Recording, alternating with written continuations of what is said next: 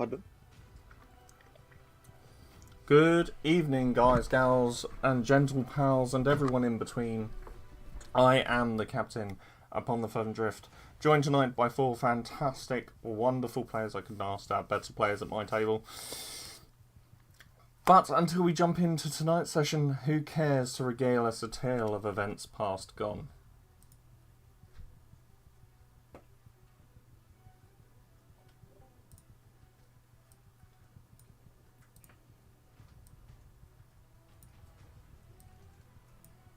I did it last week. Do you know what? Let's have Johnny do it. Well, I'm struggling to remember. You've got the notes in the story notes channel. The recap is in there. We were in the cave. We were in the cave of Genevieve's god. Mm-hmm. We explored a little further and found a cave with some acid at the bottom of it and a chest. Darkmew was able to get to the chest, and she found some gold and I think it was called Clemdor's journal, who was a Goliath that Luna recognized. That was it. There was a couple of pages that crumbled, but then she was able to read a little bit of the second page. Mm-hmm. Just bear with me.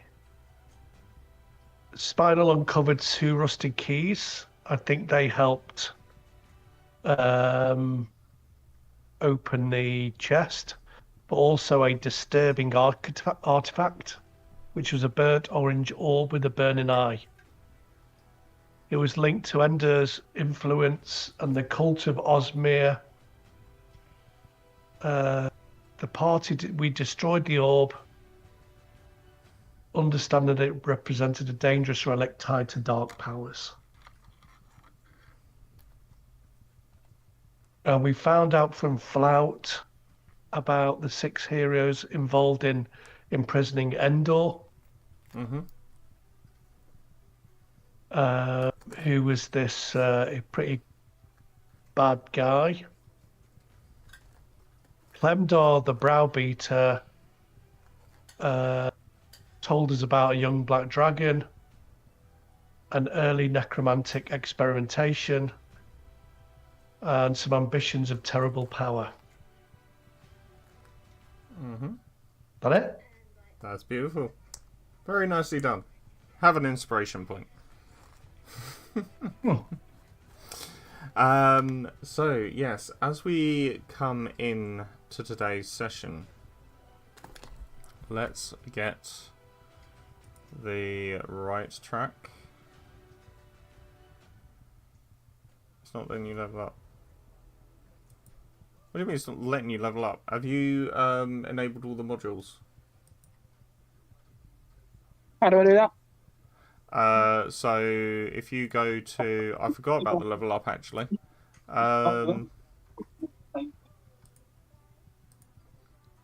So if you go to the library tab under modules, and then make sure that if you click on loaded, all the books that you need are in the loaded section. If not, click on unloaded, scroll through and find the ones that you need to level up. We'll level up again. So you should all be level 3. I'm level 2 currently. I need to do that. What? Very quickly, what subclass are you going, Genevieve? I'm going between 2 at the moment, but I just want to read a little bit about them and then I'll know what's that. Okay, because I was going to do the level up for you really quickly on my end. That's okay. I'll let you do that. That's no problem. So, Unable to import, unable to open, file import not loaded. yeah, so you need to go in and load the modules. Right, so it's in library, yeah? Yeah, so library modules, and then you should have 2 tabs, loaded and unloaded. and make sure that the ones you need are actually loaded.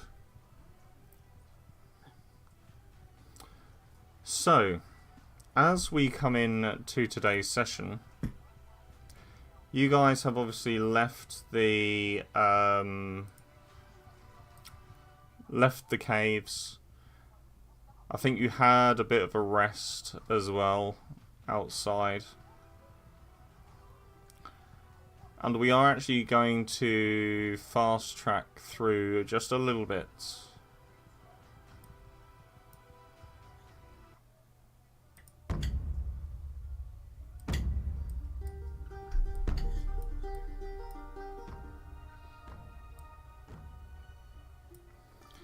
So, as you have been marching for a few days,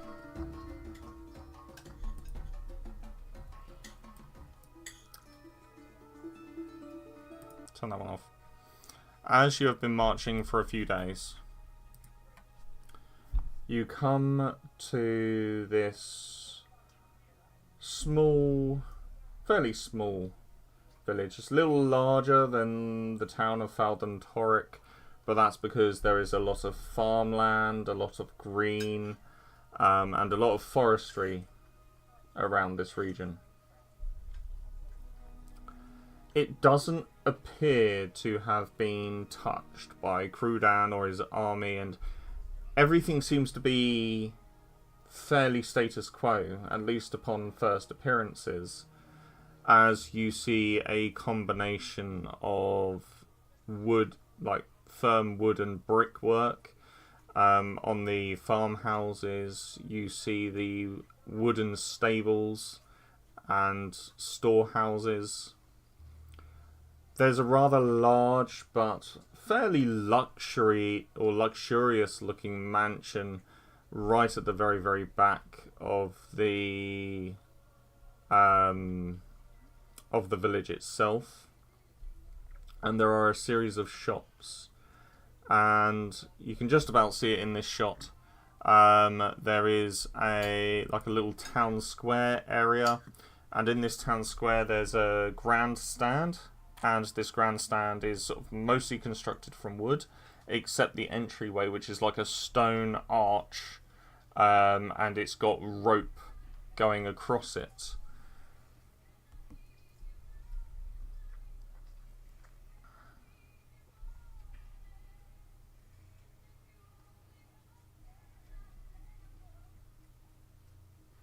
What would you guys like to do or explore at this moment in time?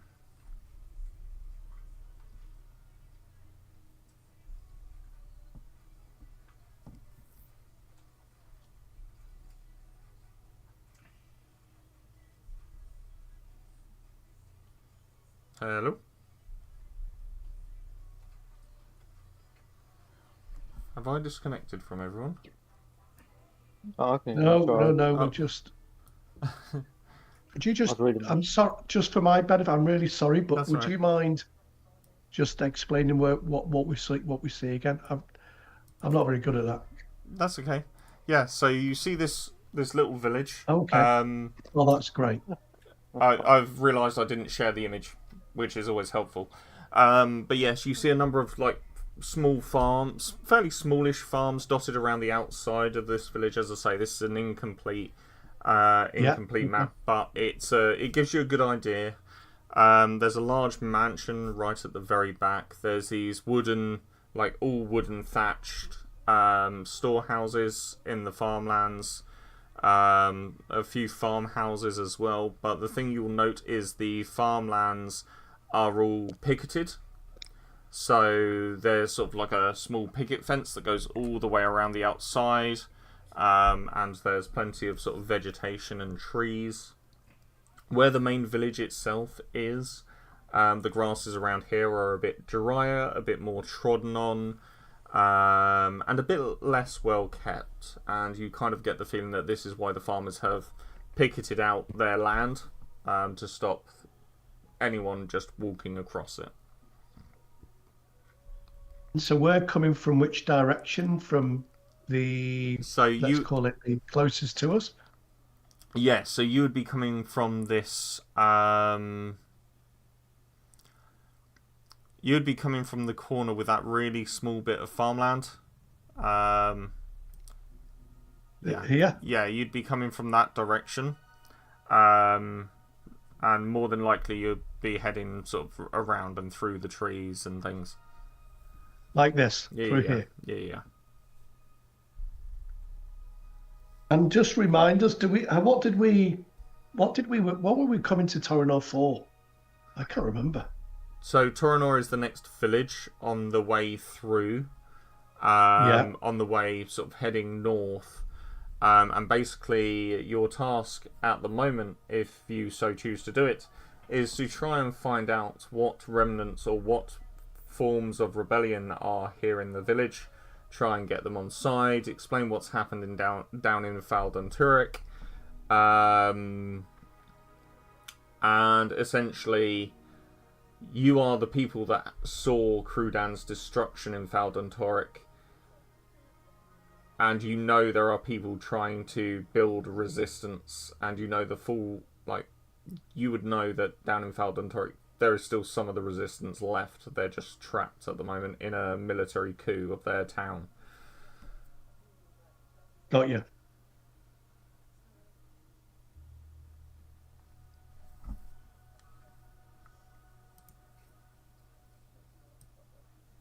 And what time of day is it? Are we getting here? So you'd be getting here sort of mid to late morning. The village seems relatively quiet at this moment. You know, you can hear the cattle sort of moving around, grazing in the grass. You can certainly smell like the warmth of summer through the air, so to speak. Yeah, it's a very, very nice little village there. I say somewhere it's probably sort of closer. It's probably early spring at this point in time in the game, but you know what I mean. Yeah.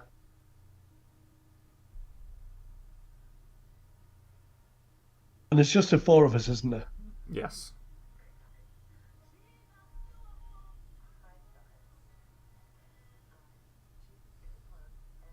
So maybe we should kind of hide, stroke wait in the forest, and maybe Spinel and or Darkmew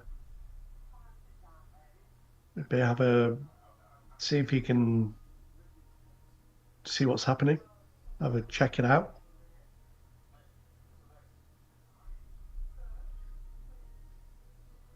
Yeah. Or do we want to just go to a building and introduce ourselves, I guess?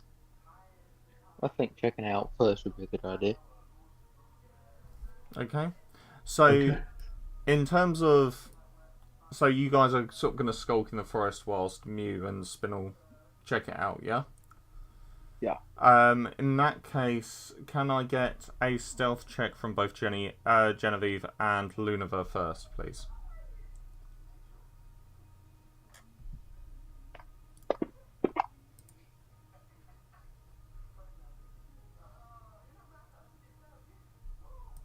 Genevieve, would you like me to roll your stealth for you?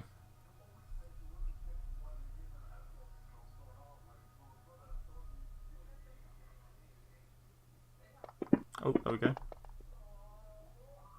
Why is that a disadvantage? Were you exhausted for some reason? Armor stealth. No, you're not exhausted, so why is that rolled at disadvantage? What does armor stealth mean? Oh, that's why. Yeah, because you're wearing heavy armor. Gotcha. Gotcha. But 1723. Yeah, you find a nice little cozy spot in the middle of these woods, and again, you can hear the movement of cattle and horses, and you know, farm hands at work in the actual farms themselves.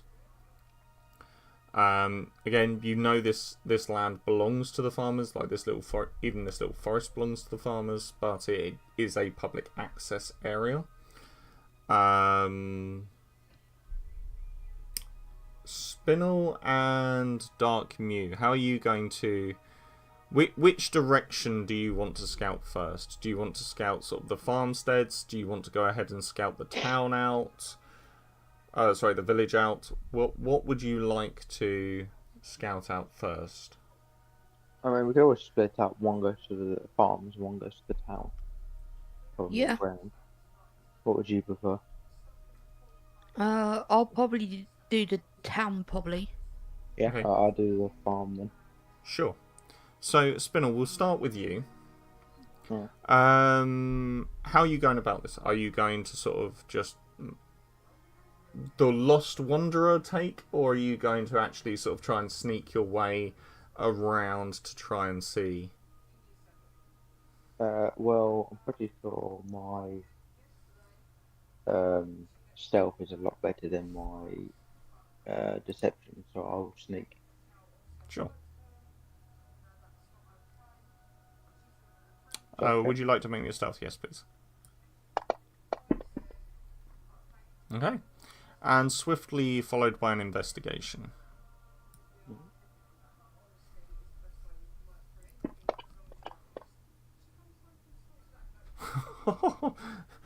Guys, can we stop rolling so well? I like it to be a challenge. No. So yeah, Spinel, absolutely. So you kind of, at first I imagine you sort of do the perimeters. Yeah.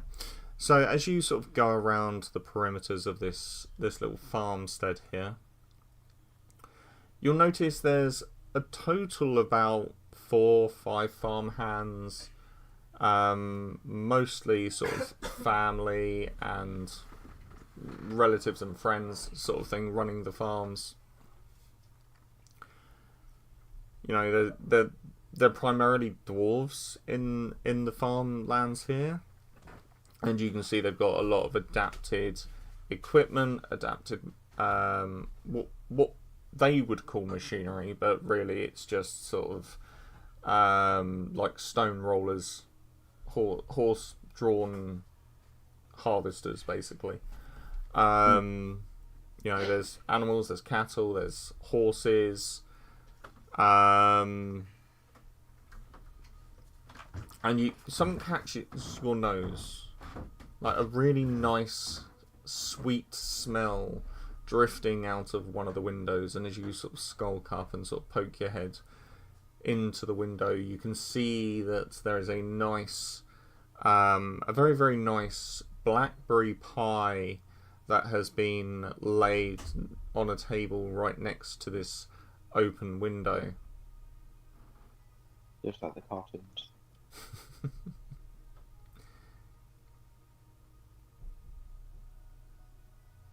Is the next thing you ask me is if do I want the pie? No, believe it or not, this is something people used to actually do. Yeah, it does sound, doesn't it? I've heard about that because it is in the cartoons for a reason. Yeah. I think it's meant to help cool it or keep it fresh Yeah. or something like that. Yeah. Help cool it down. Yeah.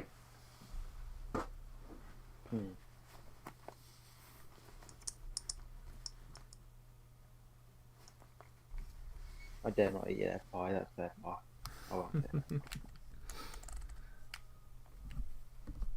I'm actually going to throw a d20 just to see if they... Okay, wasn't expecting that. So as you sort of sniffing this and sort of you spot it and you sort of go to turn away and walk away, you hear a, "Oh, hello there. How be you doing, lads?" And you sort of turn and look back and you see this very grey-haired dwarf, clearly a very old dwarf, as he struggles to stand up and kind of... You see him lift one of his legs up by his arm and kind of swing it round for each step that he takes. And he leans out of the window and goes, "You're a curious looking creature. Are you okay there, son?" I'm nodding, but I am. I just got caught up by the smell of the pie. Oh, my wife, she's a fine cook, she is. She's currently she placed this in the window. I'm not even allowed to touch it yet. And believe you me, son, it ain't worth losing your fingers over. As you see that one of his fingers very, very clearly has a scar that goes all the way around it.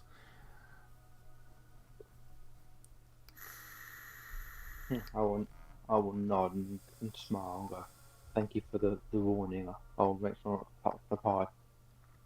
I'll tell you what, she won't be too long, I tell you what.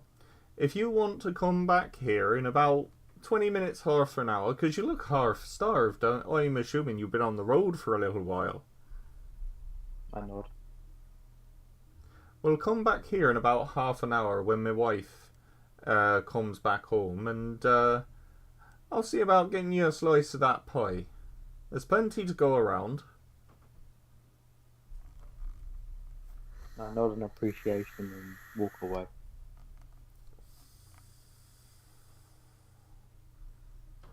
You kind of hear him. You see him watching you as you walk away, and he kind of says, just under his breath, but just loud enough to be heard, "What a wonderful, wonderful person that is. I wonder where he came from." And goes back to his day, basically. Dark Mew, can you make me an investigation check, please, for the village?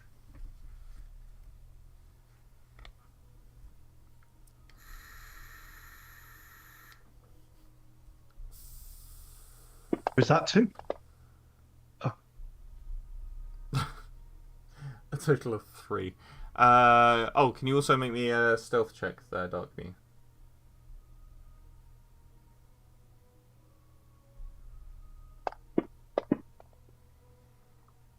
Nice. So you move up towards the village. You don't go too close because obviously you are trying to just scope it out. And from what you can see, there just appears to be people going about their general daily lives. People hanging clothes out on large wooden stakes to dry them in the nice cool breeze. There's people that have a couple of a few paper bags of shopping, and other odd bits and bits. People carrying crates around, and nothing overtly suspicious. The one thing you do notice is the majority of the village appears to be built on wooden brick. But what catches your eye the most is the building that kind of stands out amongst them all. This really large building in the back. And as you sort of just very quickly sort of scope around the edge of this building, you realise this is a mansion. It's a very nice mansion. It's got a greenhouse. It's got a rooftop garden. From what you can see on the interior, it's all sort of very nice and very cushioned aesthetic. Very comfortable and very, very warm. Whoever lives here is obviously very important.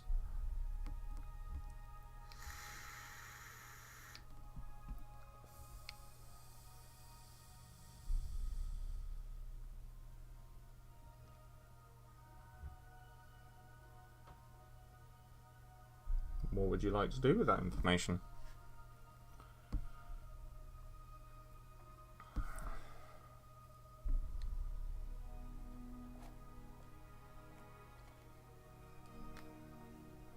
If you're talking, Lorenzo, we can't hear you. I don't know if you're talking.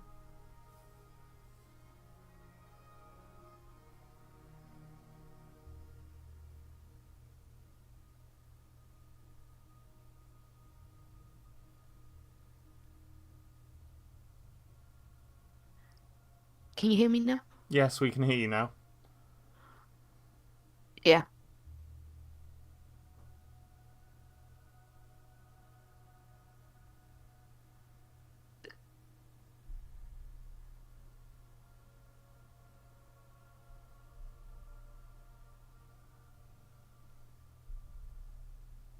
Oh, have we lost you again?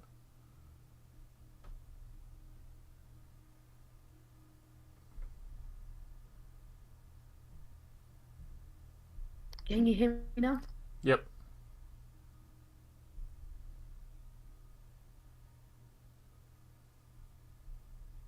It died on me.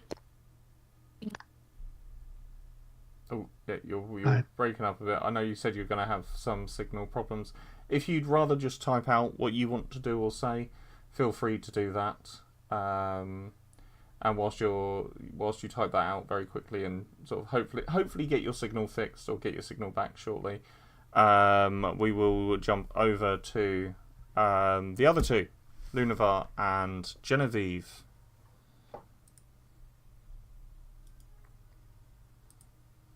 Well, I'm going to cast, whilst I'm waiting and hidden, sorry, Genevieve, I'm going to cast Detect Magic as a ritual spell. Ooh. Ooh. Very nice. So, as you cast Detect Magic, there is indeed enchantment magic all around you.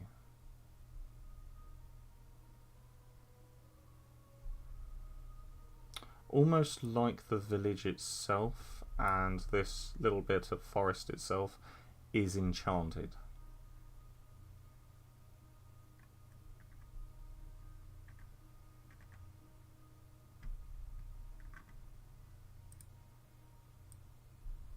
I will turn to Genevieve and ask her if she feels.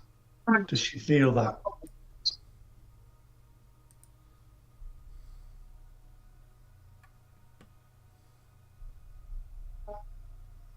She will look around and say, "Feel something." Not quite sure what though. I'll say there seems to be magic, an enchantment all around us. Can I distinguish what that is? Detect Magic only gives you the School of Magic and its location.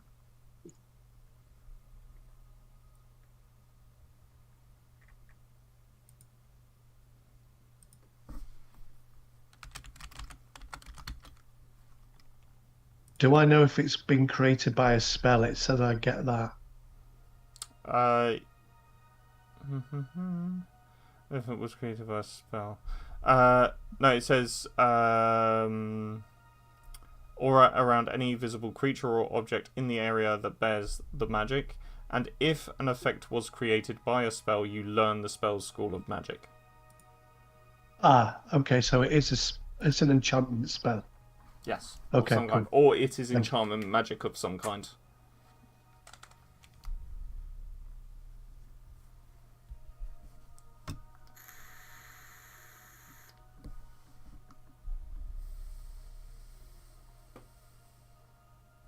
Do we know what enchantment spells are?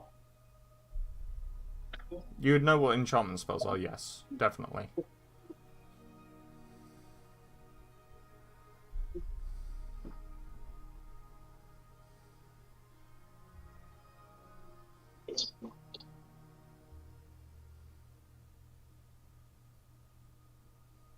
What's better, the frightened condition or the prone condition? What's better? Hmm. Prone gives you advantage, frightened means they can't move towards you. And have disadvantage on attacking you. Just me or anybody?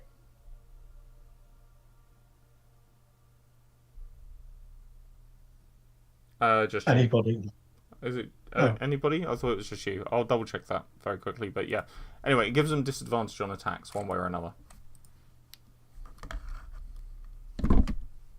Thank you.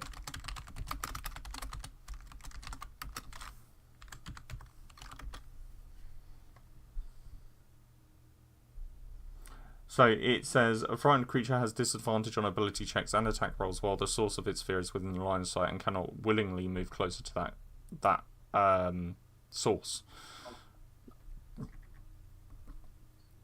So yes, it doesn't matter if they can. Doesn't matter of range. It matters if they can see you.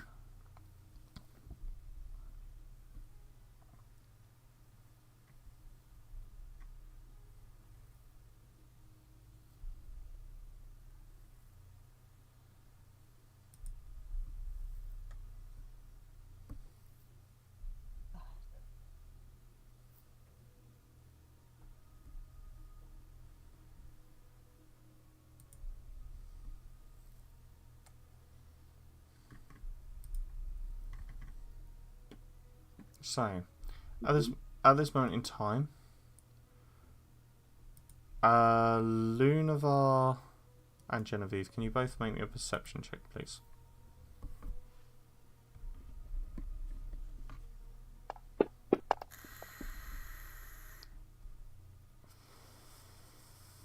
$12 and $20, very nice.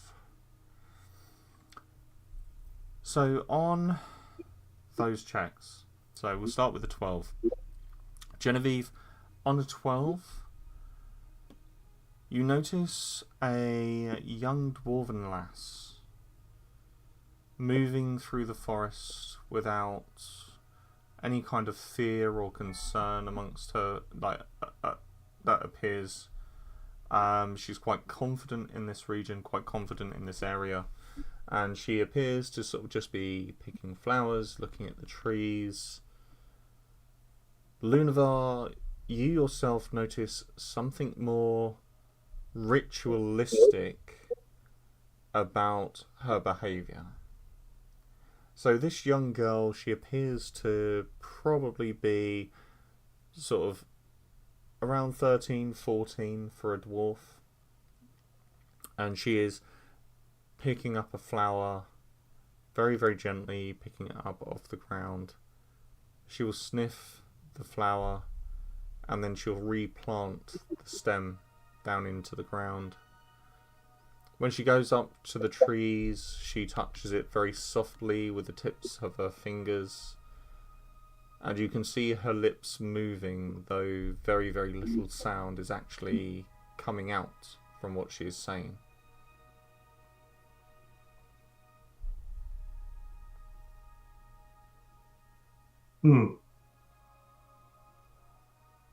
How far away from us is she? She's probably about 45 feet away from you.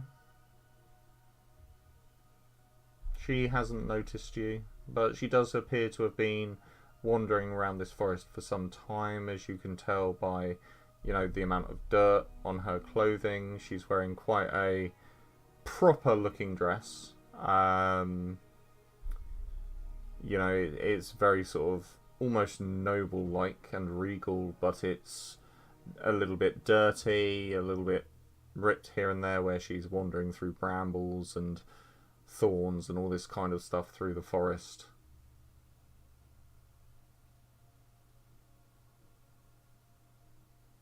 I'll say to Genevieve, maybe we should introduce ourselves.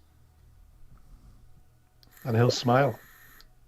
I will follow your lead.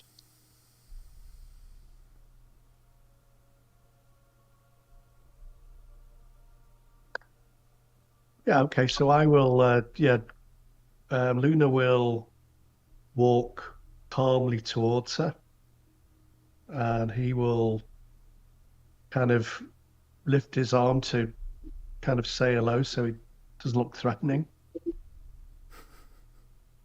Lunavar makes himself look taller so he doesn't look scary. But he'll smile with his gentle face, and he'll say, "Peace at your dusk. I am Luna, Nightsworn." And he'll make us a respectful bow. And who is it we meet this fine morning? She turns and looks at you very purposely. Every movement she makes seems to be almost like a dance. As she turns to you, she says, "Oh, good morrow." I I hope you don't mind, but I don't want to go back. I can't leave my friends.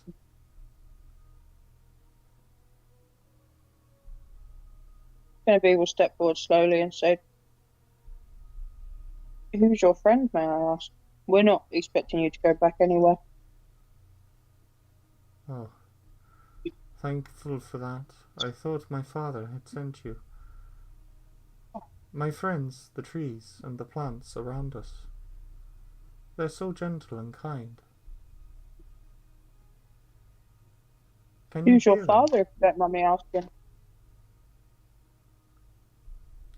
My father is Mayor Cogsworth of this here village.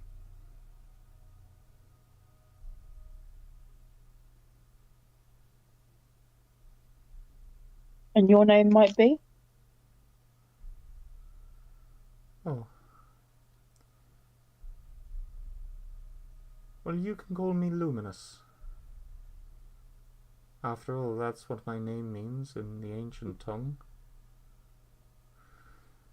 The pleasure is ours, Luminous. Do I recognise that as an ancient tongue? She's giving you her name in common. The literal translation of her name. But would I know it in ancient tongue? Or would I need to cast that spell to do that? Given that she hasn't actually said her name in the ancient tongue, you're not quite sure which language she is actually talking about. Okay, no worries.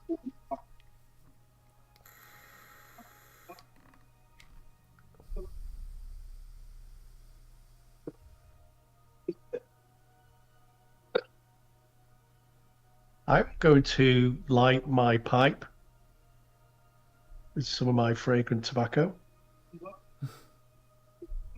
And I'll ask her if her father likes a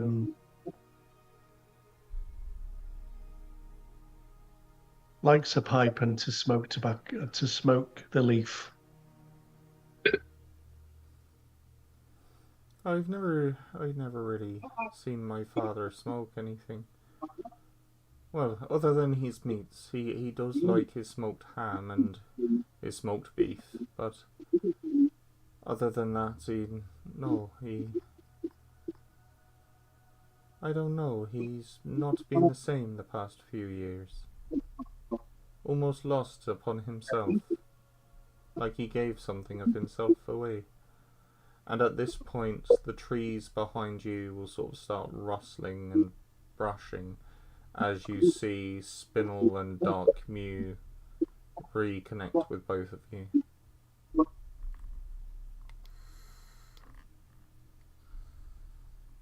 Mm.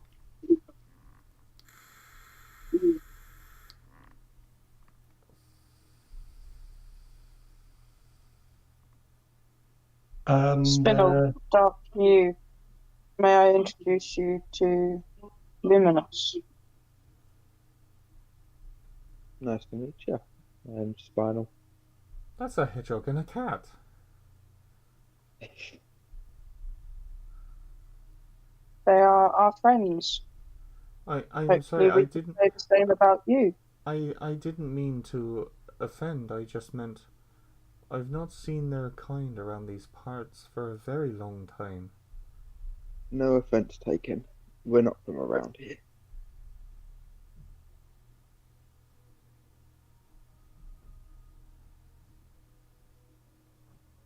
Would you like to join us at our camp for a chat? Maybe you can I can spare a tell few us more about the trees. I can spare a few minutes. But let me just finish up what I've been doing. It shan't take long, I promise. Genevieve will bow and take a few steps back. And you watch as her ritual-like movements become a lot more defined, a lot more purposeful. And this dance, it's hard to take your eyes off of because of the way she is moving. She is moving almost as if she is part of the forest itself. Every step she takes is between two flowers, carefully moving not to disturb the soil. Far more graceful than your typical dwarf would be. And as she finishes, you watch as she dusts herself off. That should do the trick. They're happy knowing that I dance for them. They say it makes their leaves greener.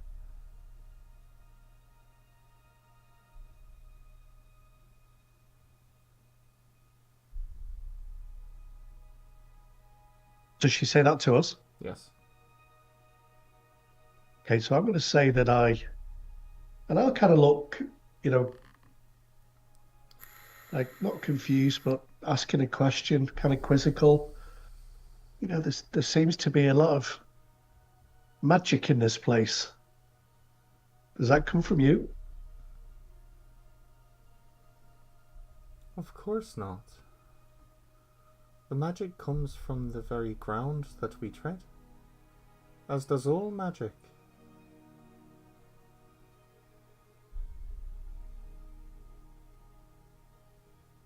And does that resonate with Luna? Does that make sense to him? I guess the ley lines. Yeah. That's what she's referring to. Her belief is that all magic is derivative of the ley lines themselves.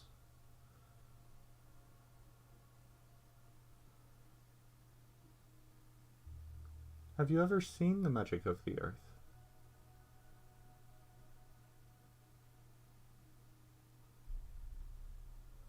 Have you ever seen the mists rise from the ground?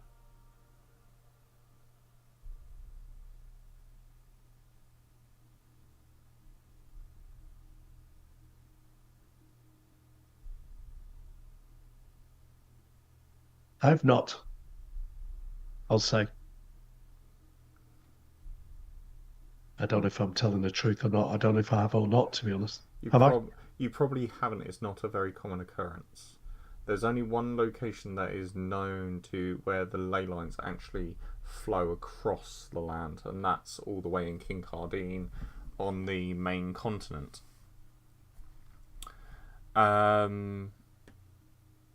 She smiles and she goes, "It's definitely a sight to behold, and a sight for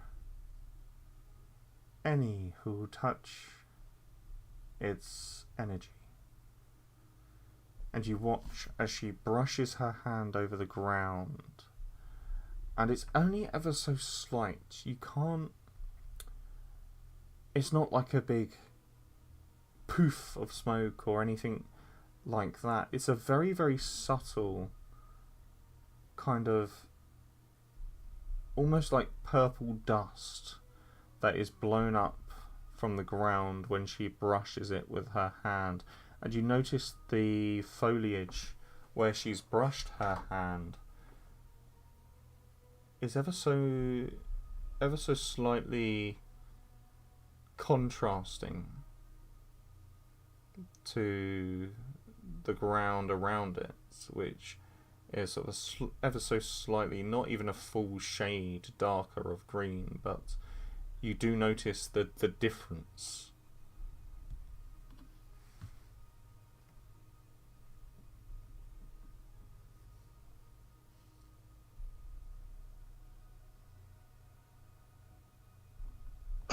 He will.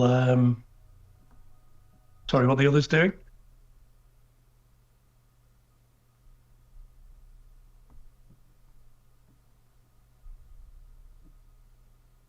Yeah. What's Dark me doing at this moment?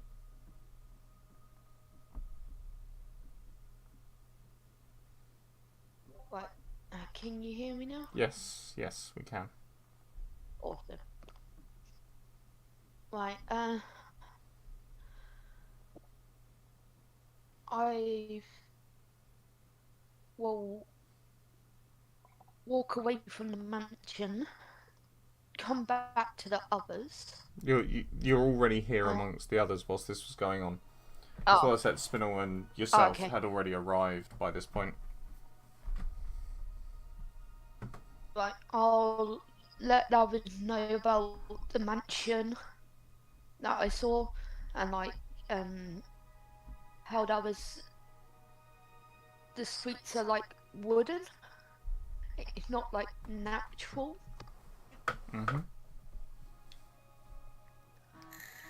Some of the people are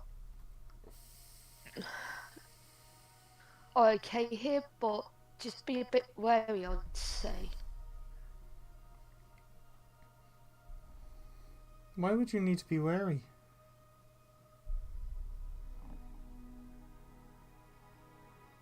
I just got a bit of a feeling about this place. It seems a little bit off. I don't know why. Oh, there's nothing strange about this place. It feels strange to you, perhaps. Perhaps because it is your first time seeing a peaceful place, a place of harmony, a place of connection, a place never disturbed. I personally quite like it here. They offered me pie.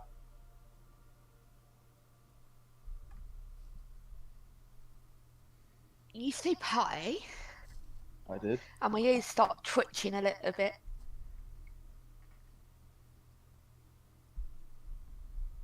And then you hear my stomach wobbling a bit. Going, oh, I am a bit hungry. What type of pie? Blackcurrant, I believe.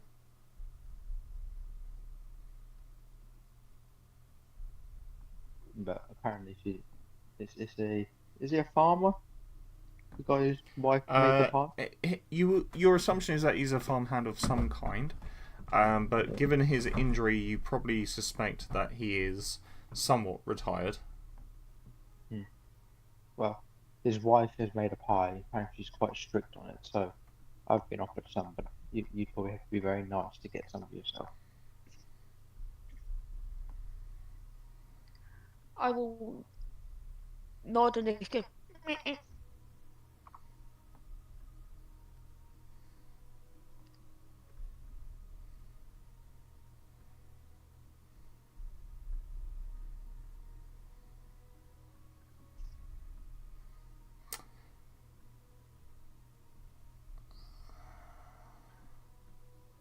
So, Genevieve, what are you doing right now? Really think go for. No.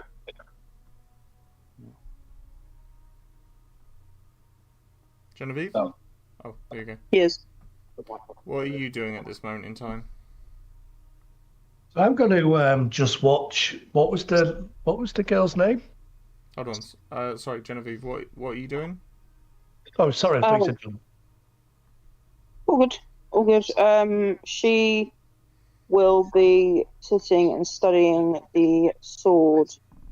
And when she hears Spinel mention food, she will look around and say, would we all be interested in heading in to see if we can gather some supplies? We have been travelling for a few days now, and I'm sure we are all quite hungry. Maybe we could do with some a decent dinner. Sounds good to me.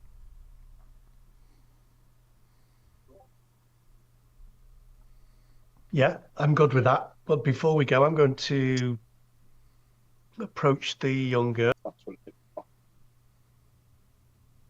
If the mayor would like, if you would like me to see your father and maybe give him my best blessing, I would be happy to join you on that. Oh, We'll be in the village this day. That's what I'll say to her. I won't be returning anytime soon. My friends would be sad if I left. So many times my father has sent people out to come and get me, and I then have to end up finding a new way to get out of that stone prison. And he uses his staff and points towards that big building. Is that the stone prison that you refer to?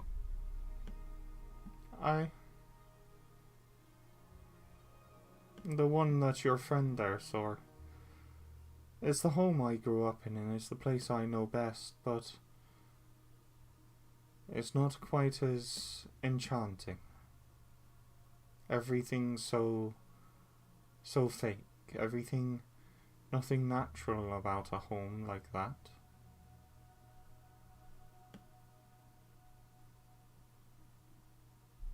Even the buildings that the farmers use, they're just graveyards.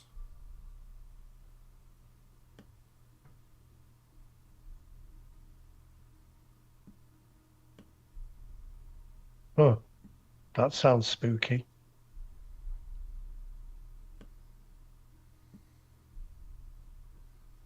Well, imagine how you would feel if someone made a home out of the ones you loved.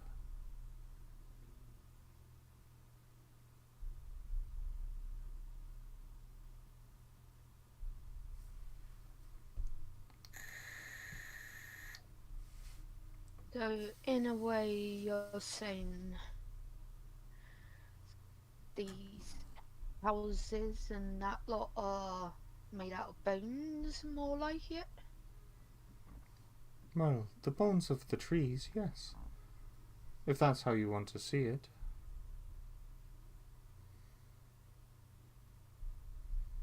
Yeah, in a way.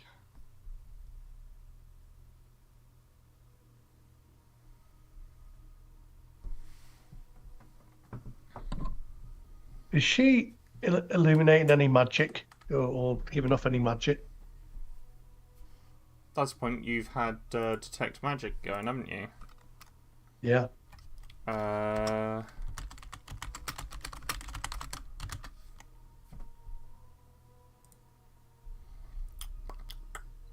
Yes. There is an essence of transmutation magic around her.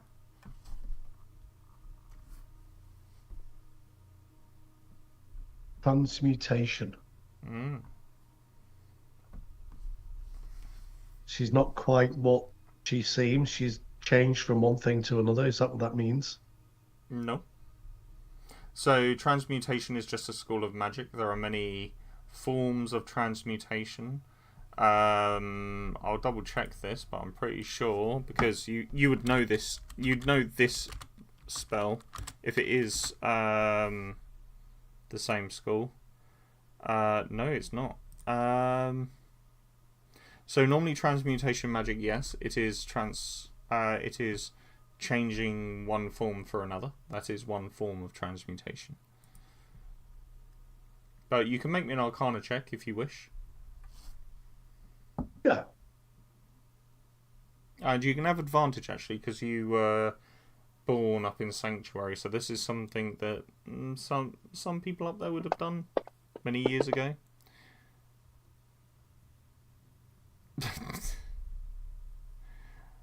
On a 6, you have a suspicion that she is in some way communicating with the trees, and you kind of put these two things together and realise that she is using some kind of magic or some kind of spell in order to communicate with the plants and trees around her.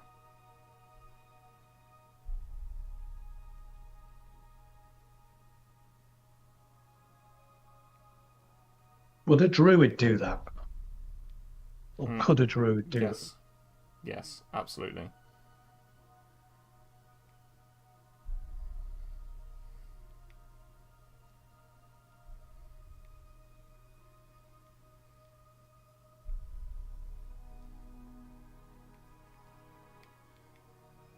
I'll turn to the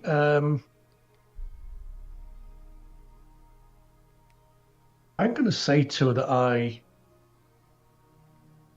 really enjoy creating maps. It's my hobby. I'll take out some paper and a pen and ask her if she can help me draw a map of her home.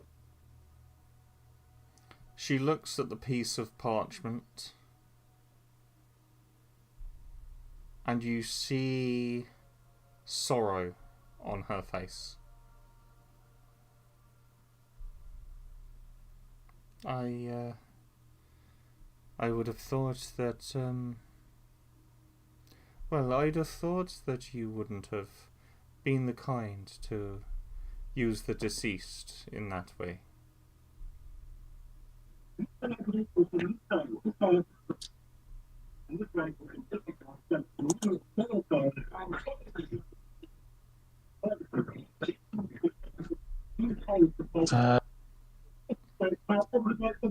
You okay there, Meg? Yeah, you? Yeah, that's right. We're getting a load of feedback suddenly coming through. I was like, is that Meg trying to say something, or is that just background noise? Oh, sorry. No, it's okay. I will mute myself because my tablet died, so I've had to go onto my phone. Okay. So I think no my worries. phone's causing some feedback. That's all right. No worries. No problem. So I will say to her that death is just a part of life. And then he'll look up to the clouds and say, well, or is it that life is a part of death?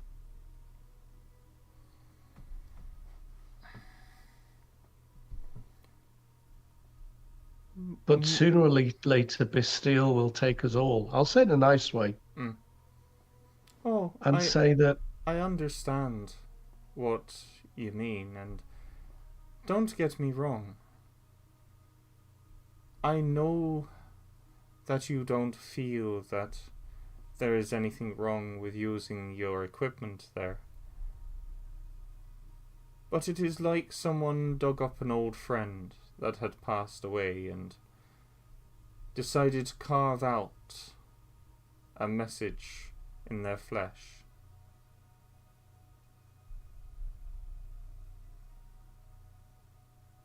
And he'll respectfully put the paper away.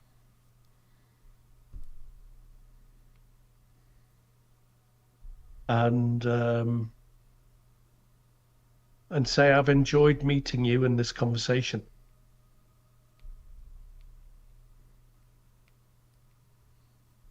We'll be in the village if you want to talk some more. Very well. It has been a pleasure meeting you, Lunavar.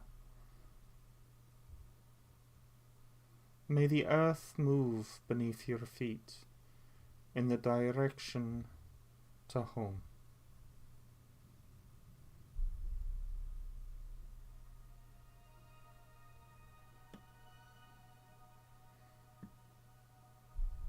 And I'll say to her, may your path be gentle today.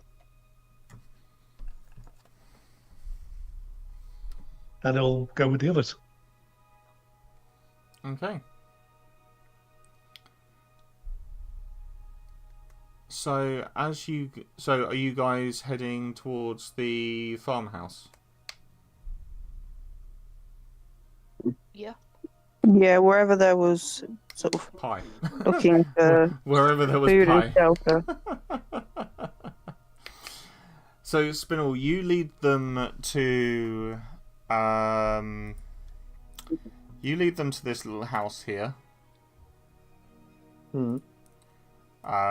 Where you was offered the pie. And I'm assuming you go round and knock on the front door and... I do, yes. In hopes that they can also feed my friends. If, as you knock on the door, you hear a rather, exasperated voice on the other side of the door. Hold on, I'm coming. I won't be a minute. Hold on, I'm on my way. Callers at this time of day, really. They know we're running a farm. Why don't I... And you just hear this huge rant coming out from behind the door. And as the door opens, you see a much younger looking dwarf than the gentleman you spoke to. And he's got this fiery red hair with sort of grey flecks coming out of it. You can see that his hands are coarse and blackened by dirt. He looks down at you and goes, "Hey, what can I do for you?" I spoke to someone earlier and they said that once the pie on the windowsill had cooled, that I was welcome to come and have some. An older fella. Is this fella by any chance got a giant wooden leg that's about 2 sizes too big for his ass? Yeah, that one. Aye, that'll be my pa. Come on in. You may as well. He's invited you. Oh, thank you. I'll walk in. Can my friends join or just me? Oh, of course your friends can join. I don't see why not. Come on. I ain't got all day and this door ain't a bloody barn.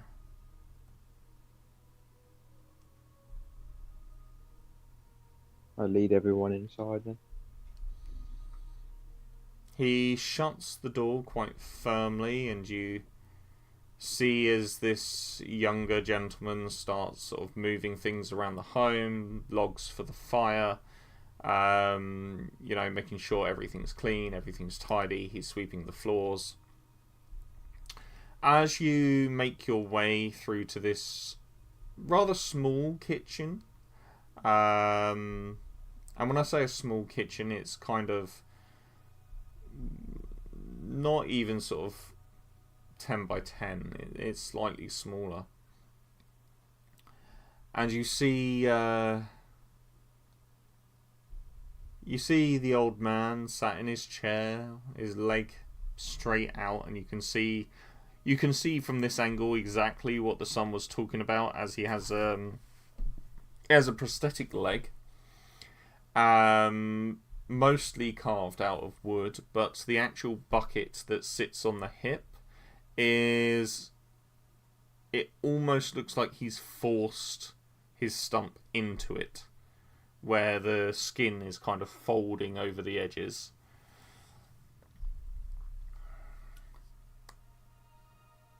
And also in the kitchen you see his dearest wife, a far younger looking dwarf than himself. She has this dark auburn hair. She's wearing sort of this white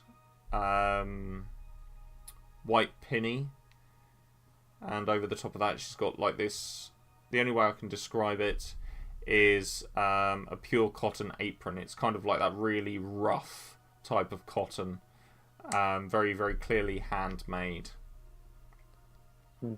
The elderly gentleman sort of sees you coming and goes, "Oh, I hoped you'd come by. This is my wife, Ignitia.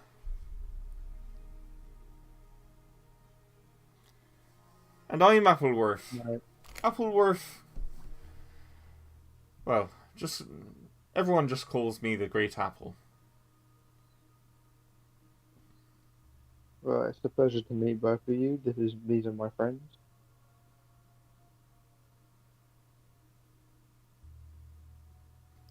Well, you all look tired, don't they, dear? And you see her turn around and goes, "Yes, my darling." And there's a way in which she responds to him that makes you feel that she's probably not overly happy about his open invitation.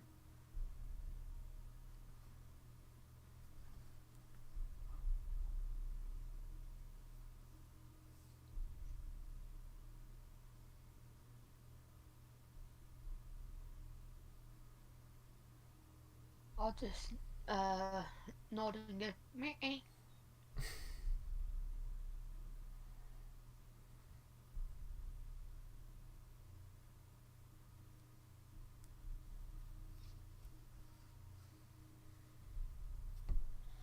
Well, No, why I'll don't... say that Sorry, I go on. don't think I've ever eaten. Is it? Sorry, go ahead. That's right, go on. Please. I will say to the lady that I don't think I've ever eaten that type of pie before. Well, there's not many places you get that fruit. And it's a bloody hard recipe as well.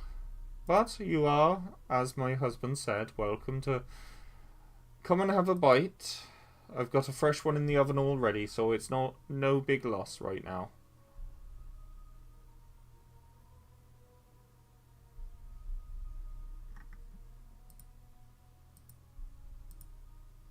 Well, I'm Oh. very much looking forward to it. What is the fruit, I'll ask her? Oh, it's a simple blackberry. They grow in sharp, thorny bushes, and, well, if you ain't careful, they will cut your hand up when you're picking them. Blackberry. He looks curious and said, I've never heard of this fruit. I'm from Sanctuary. I don't believe they grow there. No, of course they don't grow there. It's too bloody cold up that way. Who the hell have you invited round? Like, the look of a concern is now growing on her face. Oh, come on now, dear. There's no need to be rude about it. They're weary travellers. They've been travelling for a while by the looks of it. And he said he's all the way from Sanctuary.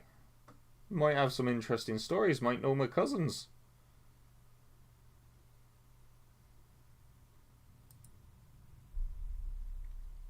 I'm sorry about her. She doesn't much like impositions, and unfortunately I'm just one giant imposition as he taps his leg.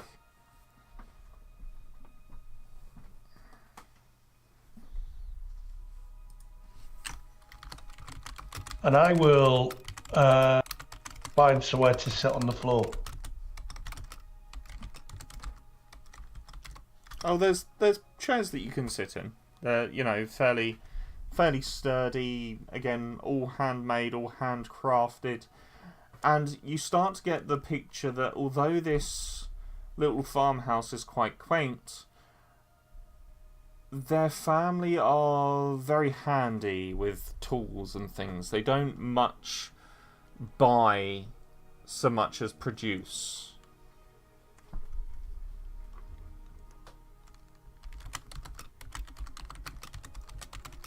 Oh.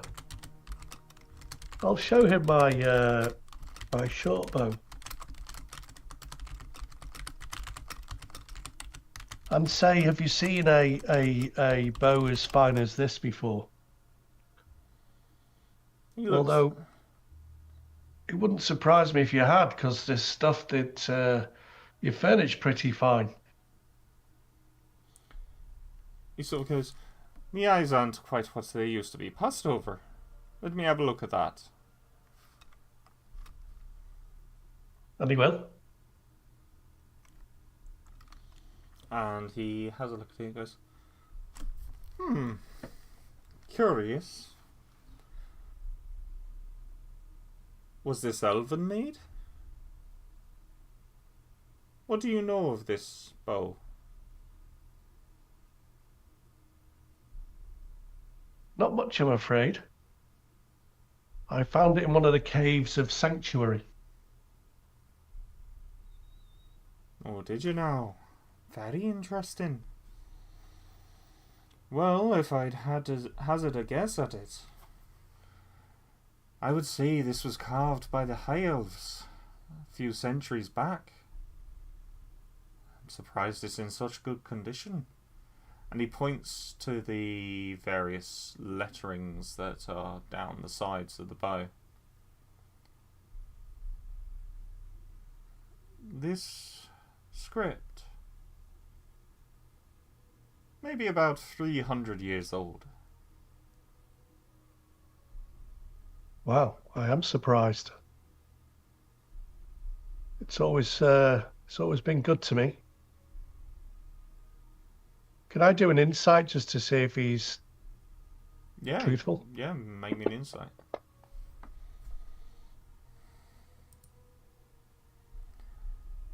It's not so much a sense that you feel that he's blagging or lying or making stuff up, but you do get the sense that he knows a bit too much of culture outside of Matador for a simple farmhand.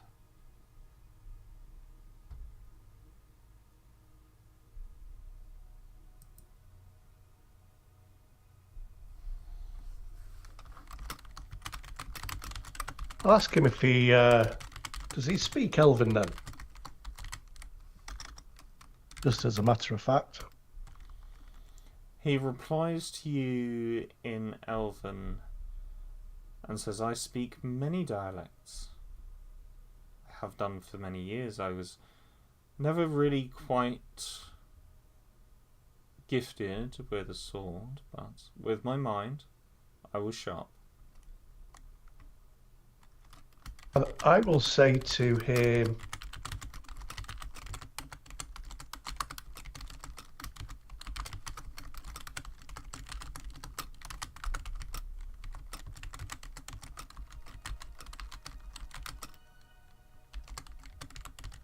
I'll say that.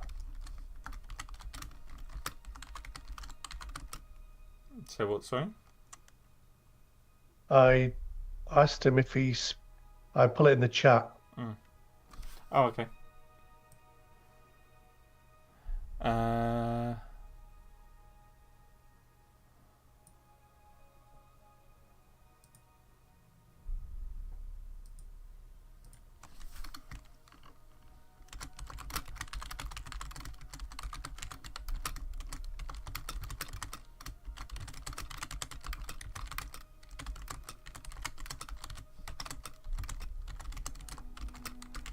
Does he reply? He is. He's replying now.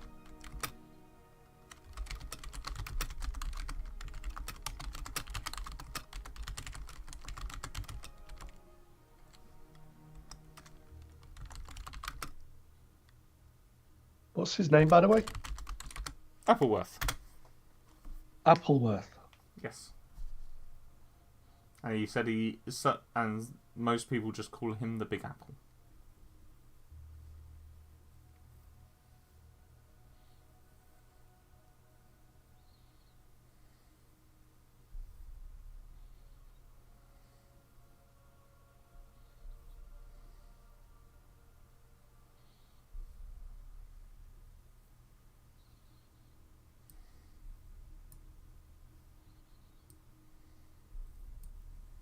And I'll go back to common.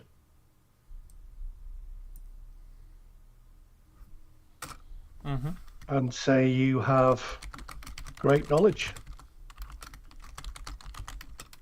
How many years have you been roaming this world? As in, how old are you? I am old enough to know better and young enough not to care, young Goliath. You should know better. You seem like a respectful young man than to ask an elder their age. No disrespect meant. And none taken. What about you, young fighter?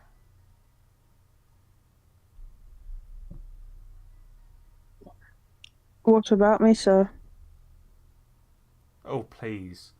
Don't start with that, sir. I'm just a simple farmhand. I ain't no knight, I ain't no noble. But you have an air of nobility around you, don't you?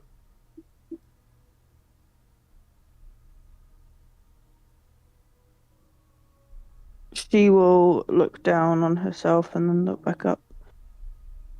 I wouldn't use the word noble. No, and why is that? Because you don't have a title? Because you weren't born into money. Takes more to be a noble than to be rich, girl.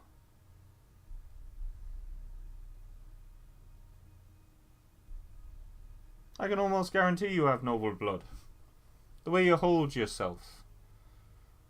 The way you keep your armour shining like a star upon a midnight sky. And as he's saying this, you see his wife very slowly turning around, crossing her arms, walks over, and on the back of his head. Don't listen to him, dear. He used the same line on me. It is okay, Mum. I appreciate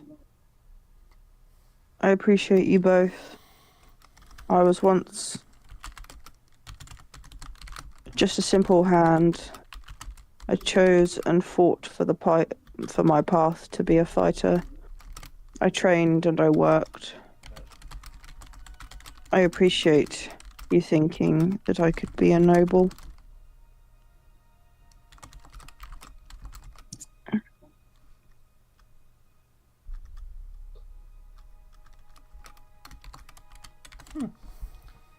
See, I'm just being honest to her like I was to you. There is no flirtatiousness meant.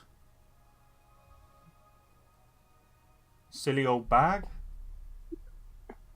And... right. He needs to make a dexterity saving throw.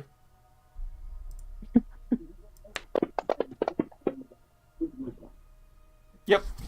As you see a rolling pin strike him on the back of his head. From the other side of the kitchen. And he goes, "Ah, for mother trucker, woman! That could have killed a man! You nearly hit her spiny little friend over here."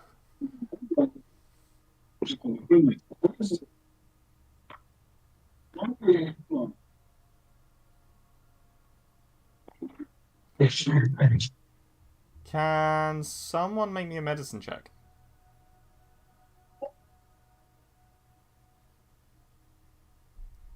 I'm not very good at medicine, so I won't make that. I'm pretty good.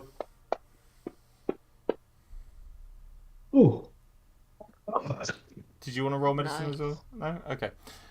So on a 22, Lunavar, Damn. the speed and force that rolling pin came at the back of his head. If this man was your everyday commoner, your everyday peasant, and he claims farmhand, it would have likely knocked him unconscious. But for him, the way he reacted, it's more like a glancing blow.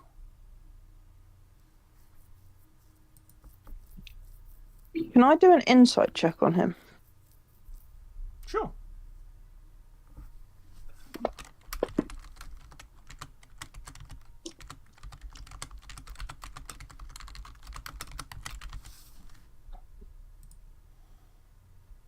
So, you guys and your roles tonight.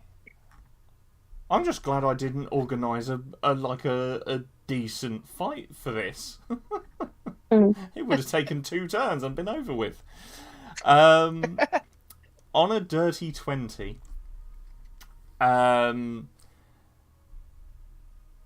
you start to see the signs in him of a battle-hardened warrior. Not just your everyday Joe. Not someone who has lived a simple, villager life. The way he speaks and holds himself is that with wisdom and knowledge of someone who has travelled far and wide. He's made several references to places outside of the Isle of Matador, which would be unusual normally for somebody of his status in society. You look at his children or rather child that you've met, and you see how sort of stoutly and they're work hardened, but they're not battle hardened. They're not combatants.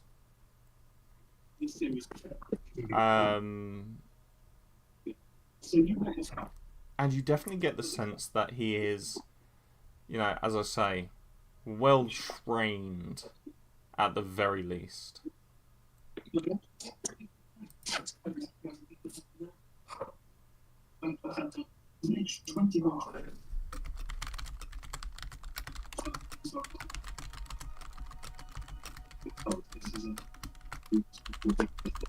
Genevieve will lean forward and say, "Where did you learn to take a hit like that?" What do you mean, where did I learn to take a hit like that? Don't be silly. Don't be silly. When you got a wife like mine, you learn to take your blows as a man. That's all that is. Nothing more. And as he's saying this, you see like this kind of flicker of reminisce in his eye, but not one of joy or happiness. It's more regret and sorrow and hurt.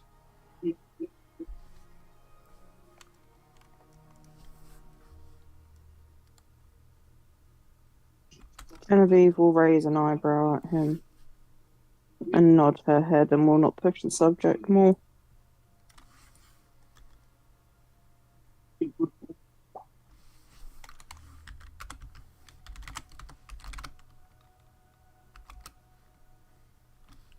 I'll ask him how many people live in the village. It's the first time I've been here.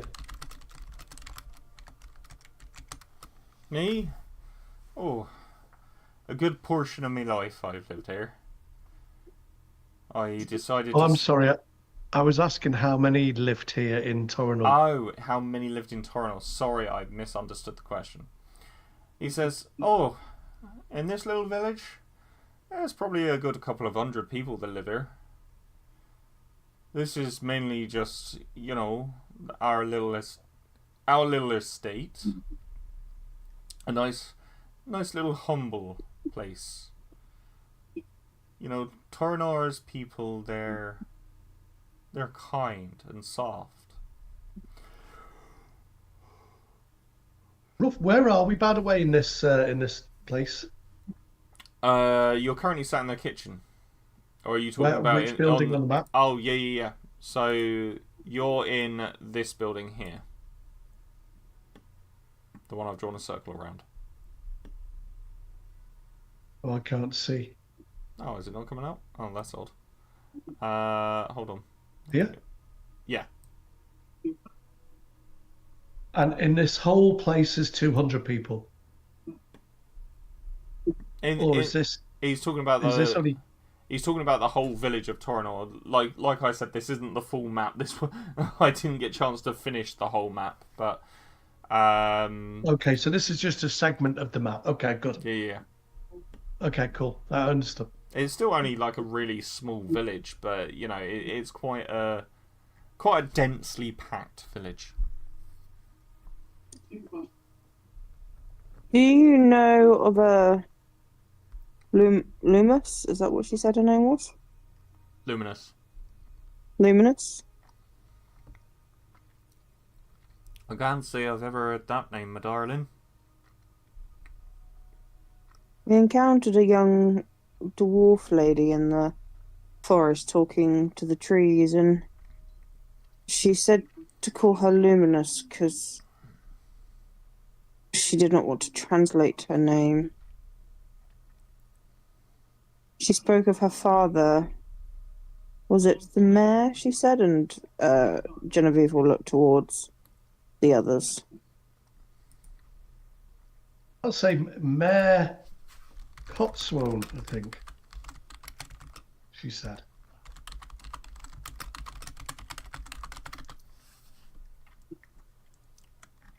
Does any of this ring a bell to you? And Genevieve will be studying his face with her to see if he is going to lie to her or not. Hold on.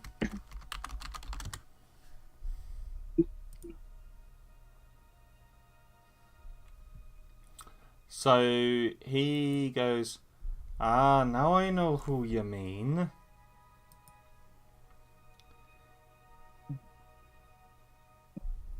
You mean Escardian. Sorry, Escardiganen. There we go. Escardiganen Cogsworth, I know. Aye, she's the mayor's daughter.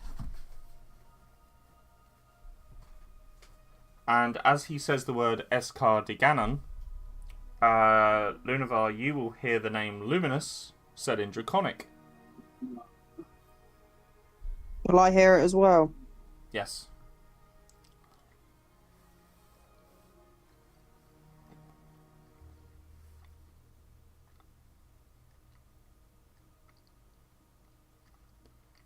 I will say Luminous in Draconic to him. And that's what she called herself. Aye. Yeah, she quite often likes to translate her name to common. She thinks it's going to make her feel more at peace with herself. But she's a strange one. I'll give you that. She's a rather odd dog. You know, I'm not one for riches and luxuries myself, but I do like a good homestead, and I do like to have, 4 square hot meals a day.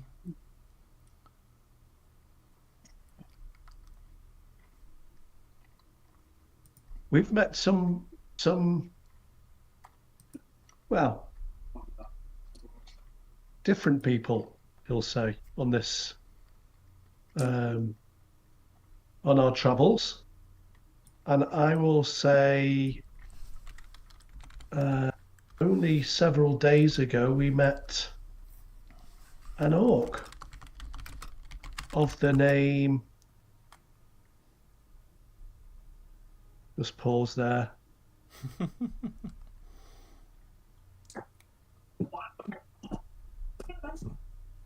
War Chief Hakatan Skullbreaker. And I'll see what he says to that. His face drops. Like he's seen a ghost. So, and you see him kind of, up until this point, he's kind of been really relaxed in his chair, just sort of leaning back and having a laugh, having a drink, enjoying your company.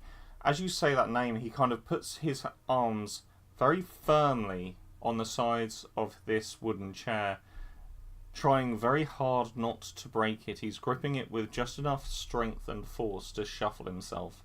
As you see him move himself, sort of curling his body up and then coming up straight and shuffling right to the very edge of his seat, so almost missing the seat entirely. Did you say Hakatan? War Chief Hakatan. And I'll look at Genevieve's going to be studying his face very closely when she realises the change. Briefly, I'm sure that's what his name was. And I'll look at Spinel for clarification. Did I get that right, Spinel? I believe so, yes. Can't fully remember. I do remember meeting an orc, but his name, forget. Well, Hakatan War Chief, or as I knew him back in the day, Haki the Bloodswinger. I can't believe he upgraded his name to Skullbreaker. I mean, that man's more gentle than a fucking butterfly, I tell you that. I could tell you some stories about Hakatan. I could. Oh, camper than a row of tents most days. He got drunk, and then he'd sober up, and suddenly he'd be a different person altogether. Honestly, we didn't know which one we were dealing with. But he's a good man. A very good man. When I first met him, he was a wee lad. Nae bigger than my bar stool over there, as he points to this sort of countertop stool that sits about, what, 3 3/4, 3 foot 8 off the floor. No bigger than that when I first met him. Just a wee lad, and over the years he grew in strength, ferocity, but always had that soft, gentle hand. I'm just sorry about his father. He never mentioned his father. Not to me, anyway. And he will never mention his father. In fact, I probably shouldn't have even mentioned his father. Do you see what you've done now? His wife turns round, exasperated. You yourself, right now, you have set yourself up. Go on, you may as well go and tell them who you are, what you've done with your life. You may as well give them all your fucking secrets. That's why you came here, at least that's why you told me you were bringing me here. Halfway across the bloody country. A nice peaceful life, he said. Wants to settle down, he said. Never pick up an axe again, he says. And then invites a group of bloody adventurers into the home and gives them everything.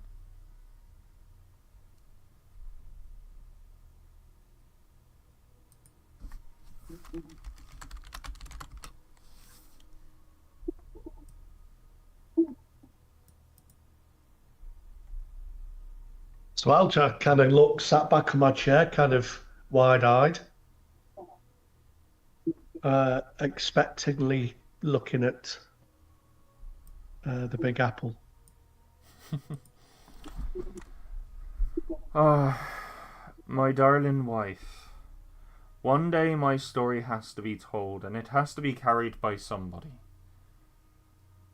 I don't want my life to just be sat in a pokey little hole in the middle of nowhere. I like my life here, don't get me wrong. But sometimes I wish for the old days, you know? I wish for the days when I could run through the fields, through the deserts and over the mountains without dropping a sweat. War Chief Hakatan's father. I remember this one time. We were climbing up the side of the Andromeda Mountains. We were after a golden prize back then. A real treasure. He got halfway up and needed to have a sleep.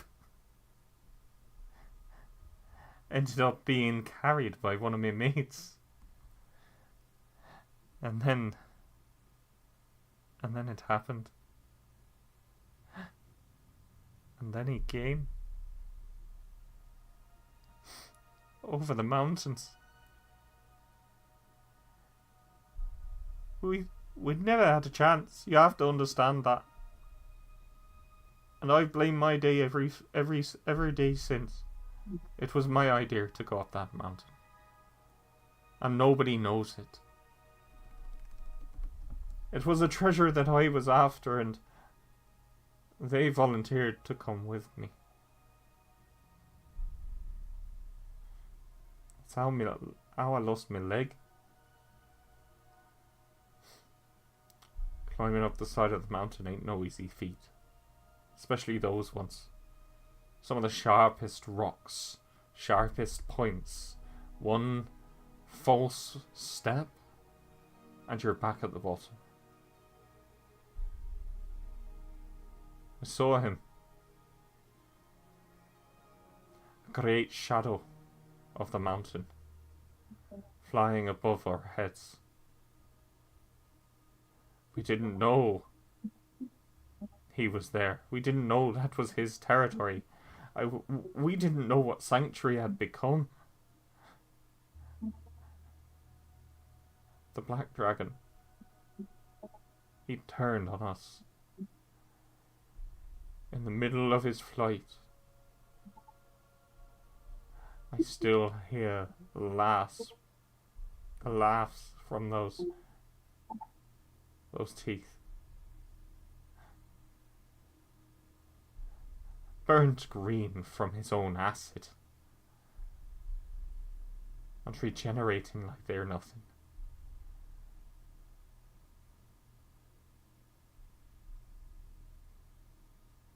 Grabbed my friends. Ripped them in half. And consumed one. I tried firing a crossbow. That was a powerful thing. It had a good kick to it. It went flying through the air. Put a slice across his eye. But it wasn't enough. The dragon... he just disappeared. And the next thing I know, Hakatan's father is clawing at my legs. His own teeth warped into something monstrous. I felt the claws and the teeth of his friend dig into the top of my thigh. I still feel the pain now, searing through my body like a hot soup. The only thing I could do was to sever my leg and let myself fall to the bottom and hope to gods that I do not die. As it happened, I woke up in the snow, and that's all I remember of that day.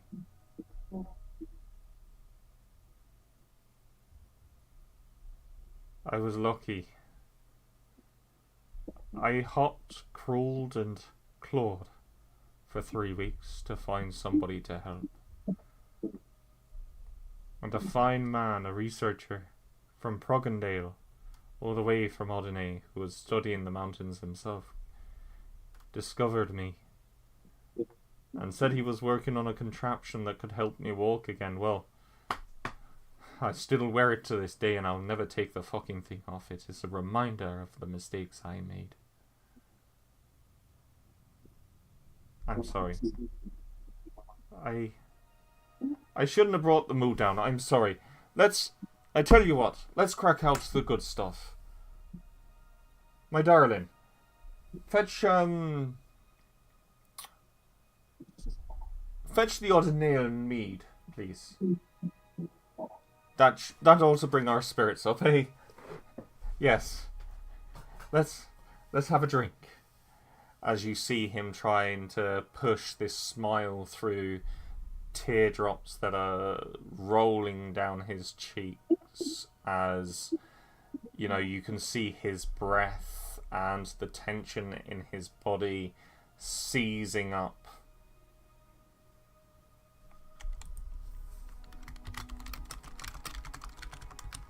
Sorry, he's chilling out. No, so all the time he's saying this, you can see his body getting more and more tense. His breath is becoming shorter and sharper, and you know, you can see there are tears that he is trying to hold back running down his cheeks. And then he kind of, you know, when he's talking about the ale and things, you can see him sort of trying to bring himself back down to earth and push through a smile, through pain. So what happened to the orc that made him need to sever his leg?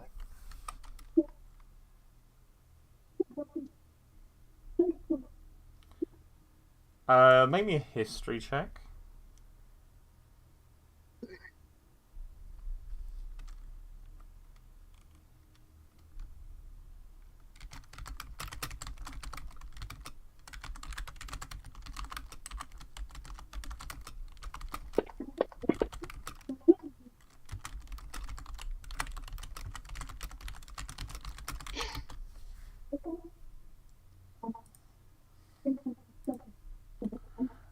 On a 22, the dragon he described you can pin as Odamar, the Black Tyrant King of Sanctuary. This giant black dragon who is well known for necromancy. So he was travelling with a couple of people, he said, and one of them got torn in half and eaten, the other got torn in half, and you suspect from what was said was brought back not necessarily human, so to speak. Yeah, okay. That makes sense. Alright.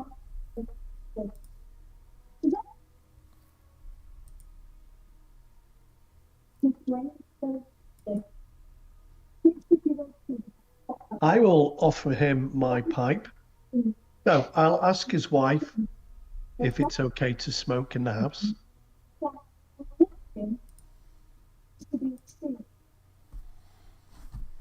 Oh, do you know what? I give up. If you want to smoke, smoke. Like, her exasperation isn't directed at you, but you're kind of getting the brunt of it because of everything that's just come out. No, I'll pull it away.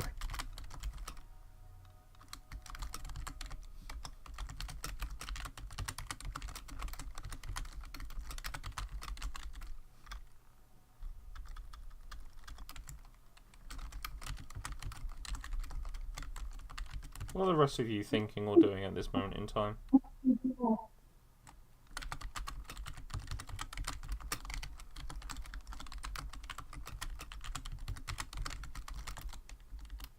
I'll just sit there, just listening. My ears are twitching a bit, and then I give like a little, like just sighing kind of way. Mm-hmm.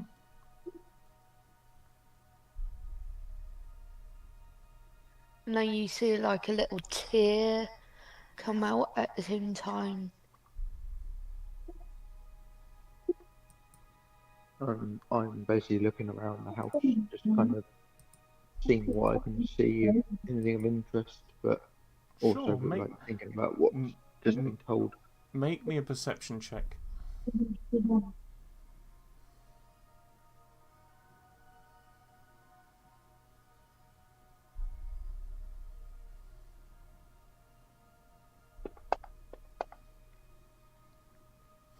So, much like I've described, nearly everything in this house has been constructed by hand, very carefully, very purposely, and there is very little things that are brought in, so to speak, and it makes those things stand out a bit more. Like, for example, you notice there's some very, very nice cups and drinking cups, like flasks and drink canisters. I can't think of their actual name. Tankards? Tankards, thank you. That don't really fit the overall aesthetic.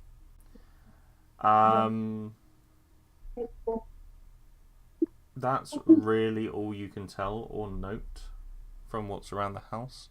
At this point, the blackberry pie is sort of served up to each of you. You get a very nice, healthy slice. And the lovely lady of the house, Ignitia, she pours you all this very, very fine, aged mead from Odine.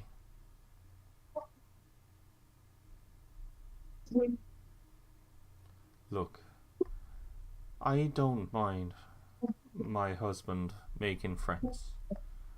But I really do hope you are friends and you don't tell people where he is.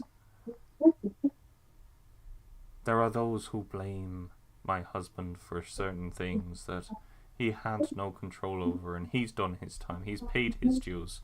He's lived in solitude since then. And only me and those who were there know the full story. Not even my boys know this story.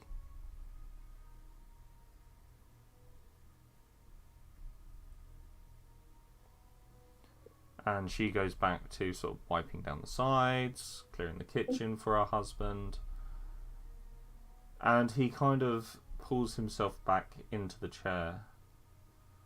So, enough about me. I'm just an old man with a lot of waffle to talk about. What I want to hear about is what you guys are doing here.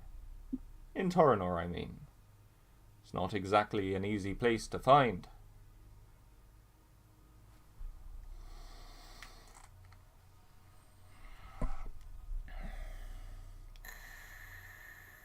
Well, I'm here just travelling originally, but I came across these other three in my travels. They found me, and I've been with them ever since, really. I have no real goal. I'm just following along.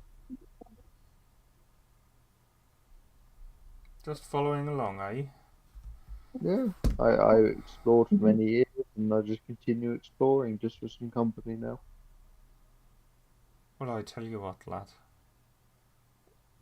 If ever you think it's too dangerous, if ever your friends don't listen to advice when you say don't go, make sure you don't go. I'm not in agreement.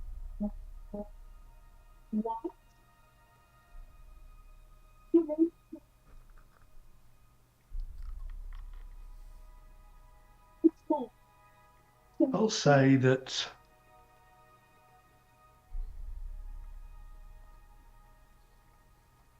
we seem to have been brought here by a greater power. And A greater power, eh? What, pray tell, what power would bring you to an old fool who doesn't listen? well,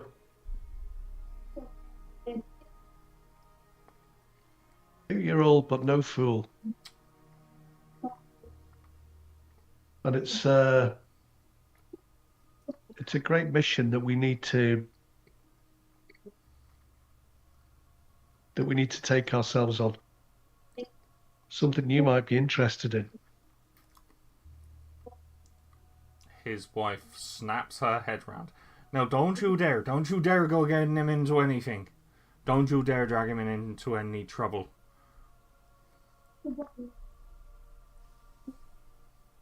Listen, woman, I know you care, but it's about time I did something worthwhile. Go on, tell me, what is it I can do you for? Well, your friends, the war chief, was with the Eagle and Nasikira. Oh, Noskria. Naskria. Yeah, I don't think I actually corrected the spelling of that.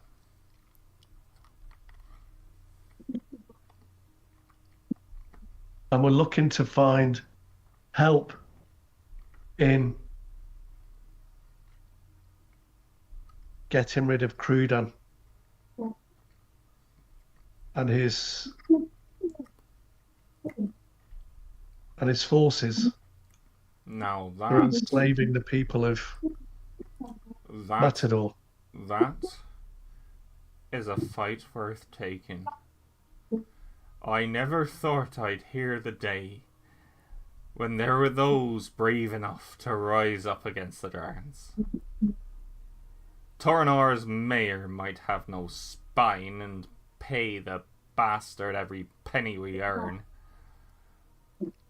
But I tell you what, I'll take that fight any day of the week.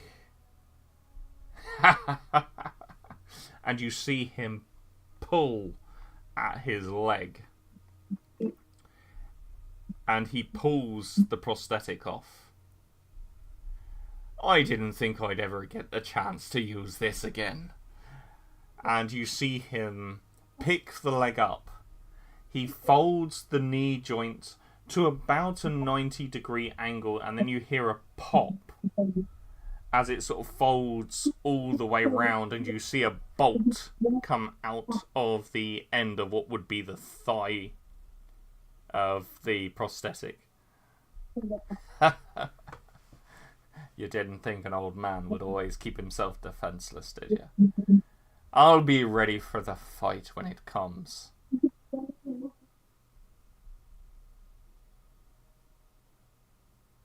About time I taught my lughead sons how to fight as well. No, don't you dare. Don't you dare get them involved in this. Ignitia. And you see him sort of press down on the table with his good arm, like with the arm above where his prosthetic was, as he stands up. You listen to me, dear. I'm an old man, I not got long left. And our boys will fight. And they'll fight bloody hard, and they will make us proud. And they will give our family a name again. I know you mean well for us all. And you work harder than any of those lazy bum of children we have. And perhaps that's because we've seen the way the world really is, and they've had it handed to them on a silver platter. Well, no more. No more. We will teach them the rough hardships of life. I will tell them my story, and I will make them want to fight again. This is something worth drinking for. As he picks up his mug of ale. Now, his mug of ale is about a quarter pint bigger than the rest of you. And you see him throw this whole drink back. And as he does, he slams the bottom of his prosthetic onto the table. And you just see the bolt come flying out of the top into the ceiling. And his wife just goes, "Oh, Mary Jane and Kate.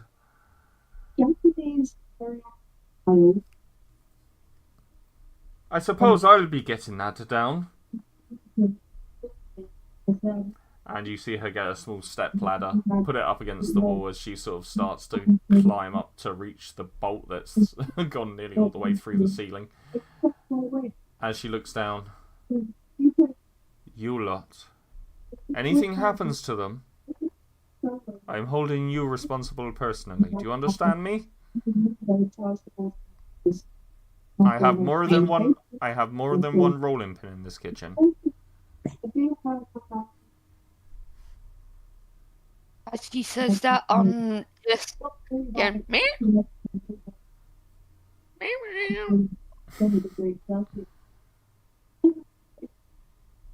And I would like back away as well and try and hide underneath the table.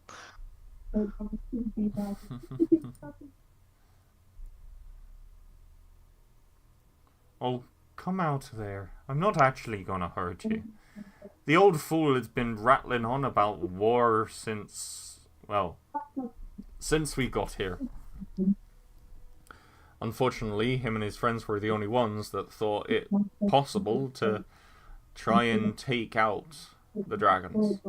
Said they found word of some legendary weapon, and that's what they went up the side of that mountain for.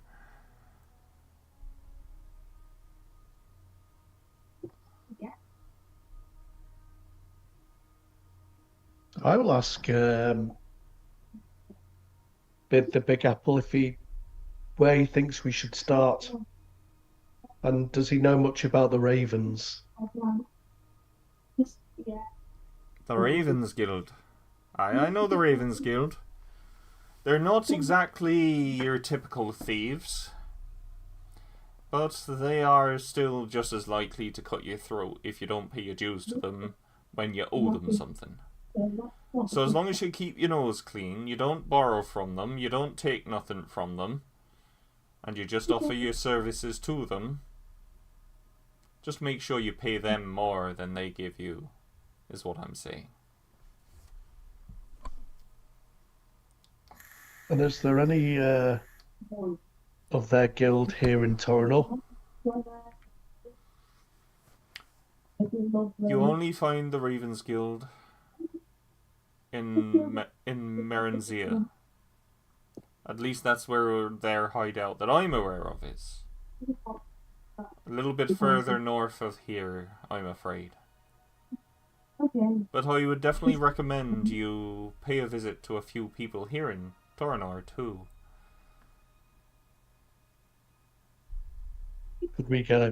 Would you mind giving us a list?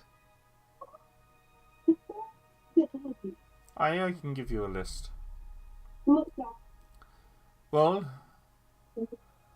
there is Heronsgord, Mr. Heronsgord he's called. A nice little gnome, but handy with hammer. He can forge some of the finest weapons you ever did see.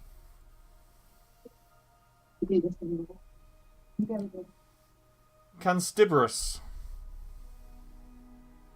Not to be confused with the myths and legends, of course. But Castniberus, he, well, he knows a spell or two, let's just say that. Oh, and Mr. Kearney, he owns the little farm next over that way. Mr. Kearney, well, he's, actually, don't worry about Mr. Kearney. He's best left to his own devices. But they're the places I would start if I were you. Start getting the word out and rallying the troops up. It sounds like the drinking buddies all over again. We'll smile and say, with these adventurers with you? Adventurers? No, they know we're adventurers. No. They be crafters. They be making useful tools for the fight. You ever seen a gnome in a fight? As he kind of starts to chuckle to himself. Well, I'll be honest, I don't think I've ever met a gnome.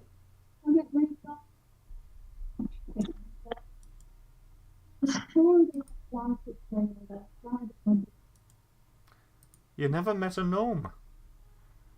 Well, that is surprising. The buggers are everywhere. They breed like rabbits, and they'll take your purse the first minute you look away.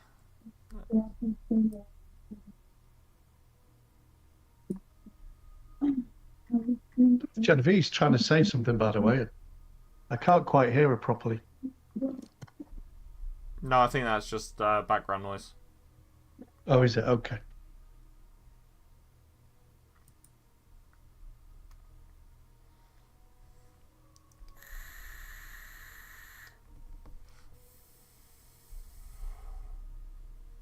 Right. You lot, you got my husband into this. So, it's only right I give you the proper thanks. Thanks.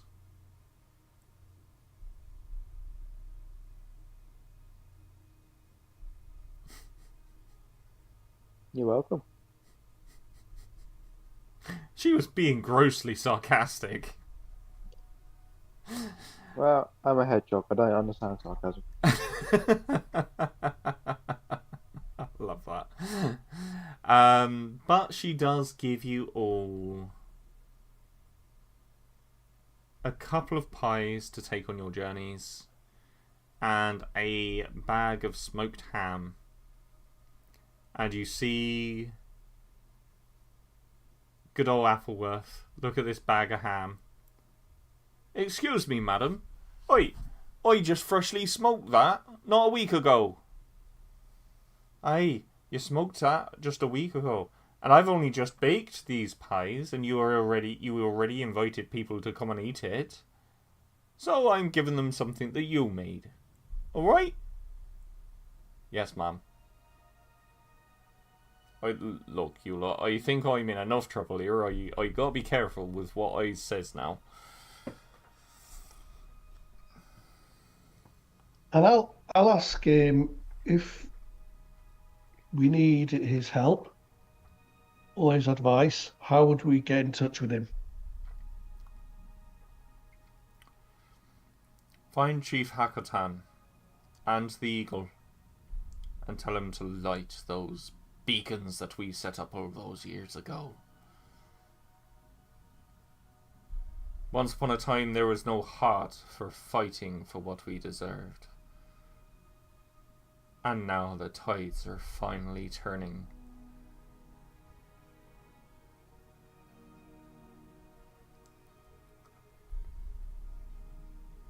And I will stand up and reach out my arm and to shake his and say it's been if he accepts, a real honour to meet him. He clasps your hand with a firm grip, and you see in his eyes, for the first time since you have been speaking to him life, you see a spark ignited in the way he looks at you, in the way that he holds himself even in his chair. Oh, one more thing. Just hold up. Just a second. And you see him sort of lean back over the back of his chair and pull out a drawer, kind of feels around in it, not really able to see in it properly, and grabs out a piece of paper and a quill. And with this quill, no ink, he starts writing on the piece of paper as you see the ink appear. What he's writing, you're not quite sure, because he is writing quite quickly, quite hurriedly. And he folds the letter up, and then folds the letter into an envelope. So there is no actual envelope, but he's folded the letter into the shape of an envelope.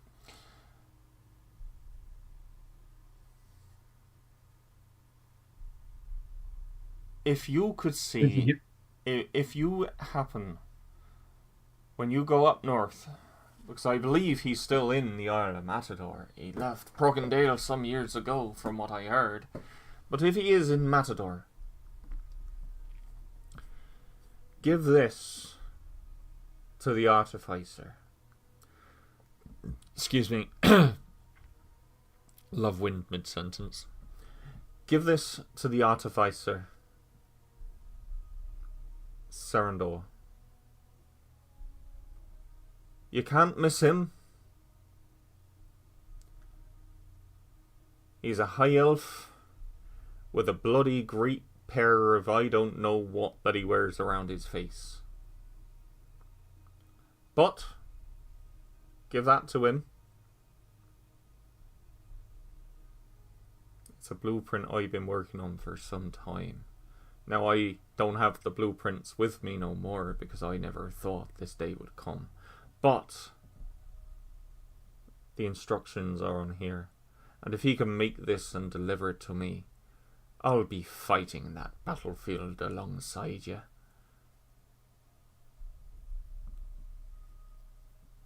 And Luna will grin in excitement and take the letter. And he says, "The sky always remembers how to brighten."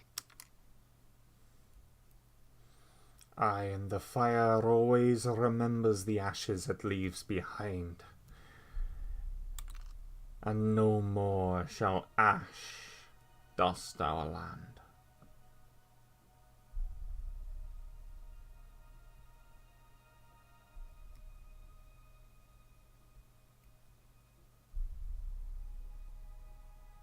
Okay. And he holds out his bow, by the way, and he says, one last thing.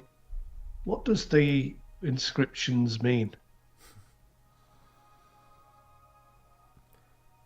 He who fires straight hits his target every time.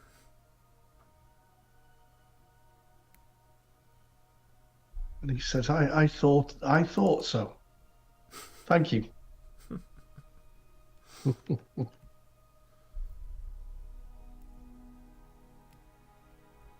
Cool. It's so the way it's written on the bow is like it's almost like a dad joke in of itself, almost as bad as when somebody says to you, "Don't worry, it's just the pain that hurts." Yeah. I like it.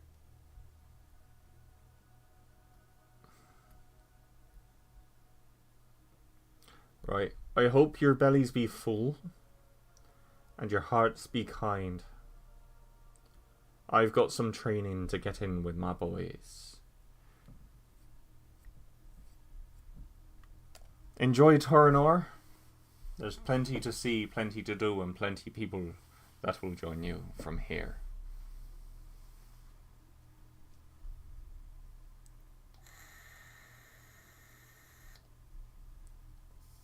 Yeah, I will I look forward to when we meet again.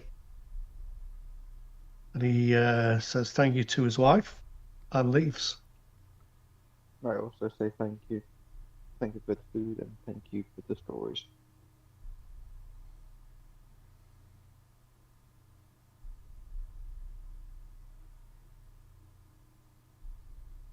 Genevieve, Mew, do either of you want to say or do anything before you leave? I'll crawl out from from underneath the table, shaking a little bit, and is it safe? Oh, don't be silly. I'm not gonna hurt you, my dear. Such a sweet kitty.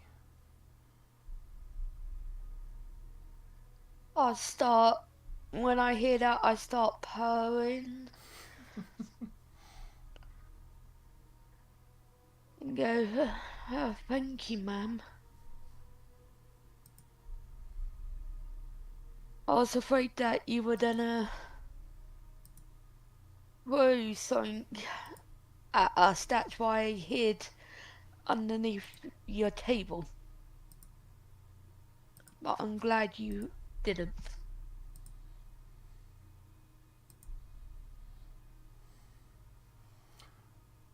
Thank Enjoy. you for the food. Oh, you are most welcome.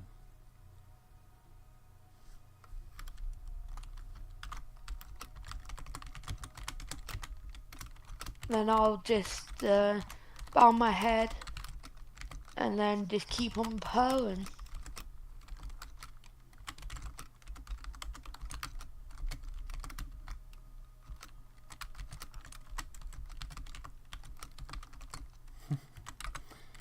Are you doing anything before you leave?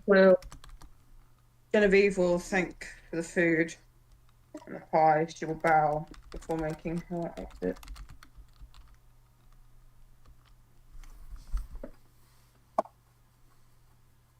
As you guys get to the front door and you kind of open the door to leave, you suddenly hear sort of bickering coming from the kitchen. Nothing bad, just more of an old couple deeply in love with one another that wind each other up.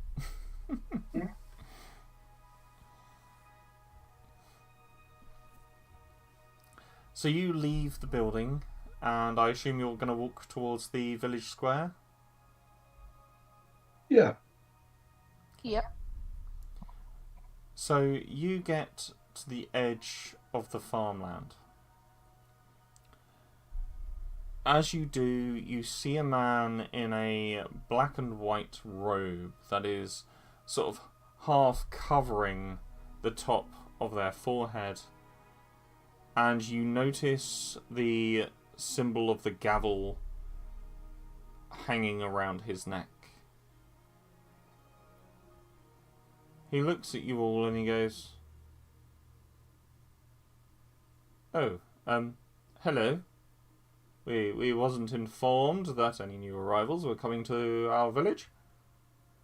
May I inquire as to who you are?"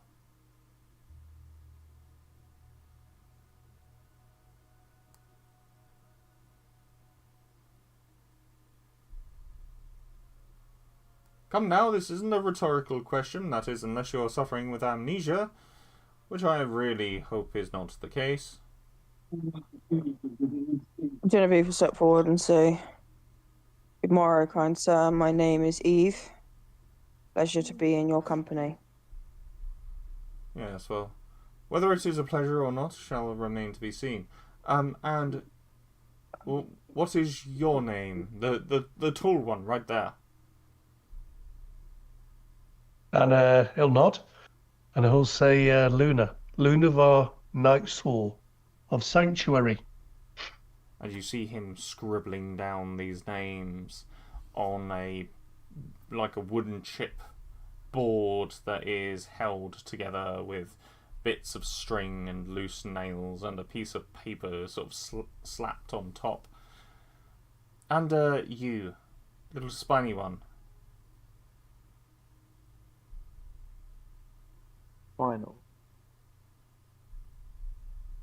Spinal. My, your parents were jolly creative, wasn't they, when they named you? If that is indeed your real name, well. And what about our feline tabaxi friend here? My ears start twitching a bit, and I'll go, "I am Dark Mew." Dark Mew, is it? Uh, Right. And may I inquire as to your line of business, good sirs and madam?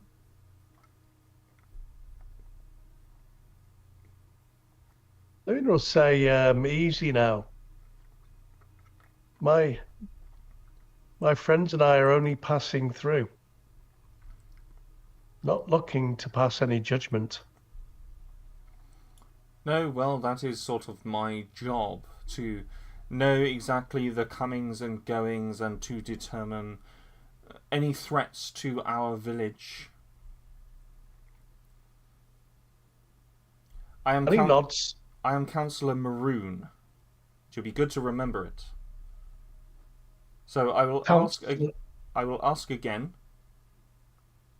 What is your line of business inquiry here in Toronor?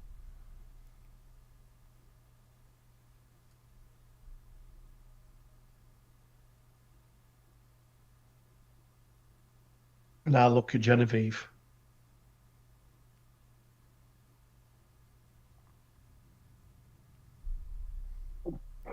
What's his name? Councillor? Councillor Maroon. We were looking for refuge and shelter, sir.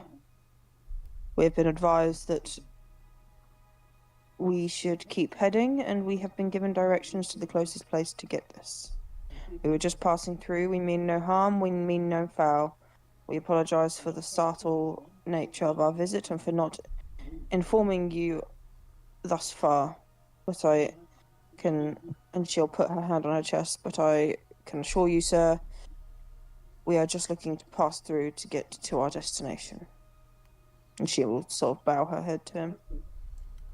Very well. Well, in that case, I shall not arrest you today. However, do be more vigilant in the future when you are entering a town or village that they are not subject to inquiries as to people who are entering in and out of. So therefore I am today just going to let you off with a small fine. Yes, that should do the trick. Teach you a lesson.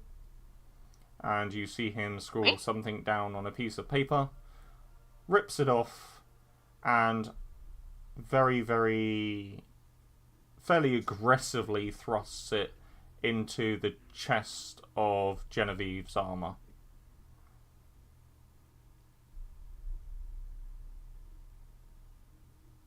As you look down at it, it says this fine is subject to payment within 1 month. Total sum owed 20 gold pieces. And it's got a list of your names. I reach across, take the note, and eat it.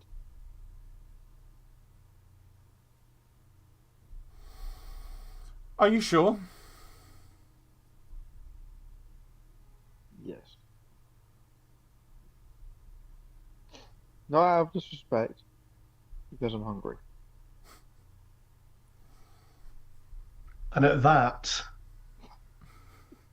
I will say to the councillor.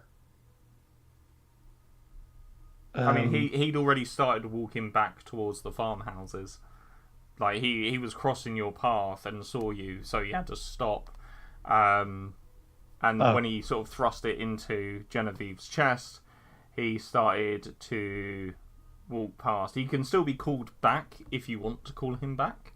Yeah.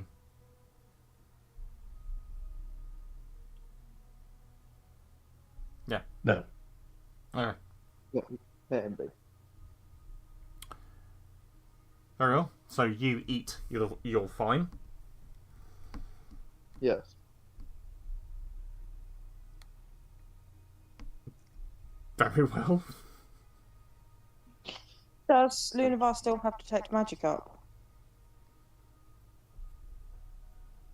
Not by this point, no, because it lasts 10 minutes. Okay. I wasn't expecting that one. Where do you go?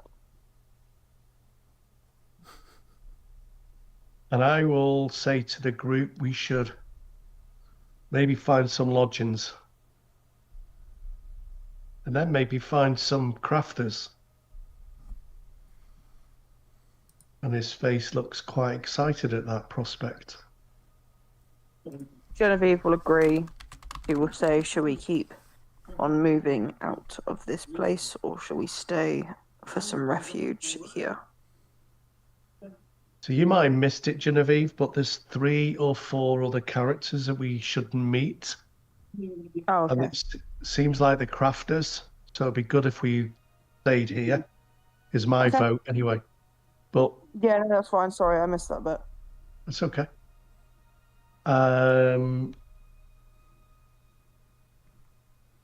They are I think I got the names right, but here's what he told us.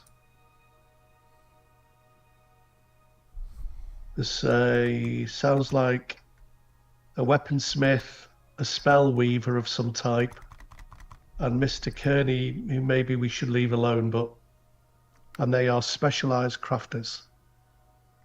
So maybe we could get to a tavern, figure out where these people live, and then maybe see one today. 'Cause I'm thinking it's probably late lunch, or lunchtime now, probably. Yeah, it's just after midday. Obviously, you were given some food, like ample food. And the reason why I asked if you're sure is, and actually I realised I didn't actually specify this because I forgot to. Those blackberry pies were filled with good berries. Awesome. What does that mean? So, Goodberry is a spell where a single Goodberry can sustain you for an entire day in terms of rations and food. But obviously, these are mashed up blackberries, and she just used the Goodberry spell to make it that little bit more yummy. Then I'll change what I did, and ate the thing out of spite, not hungover. Sure.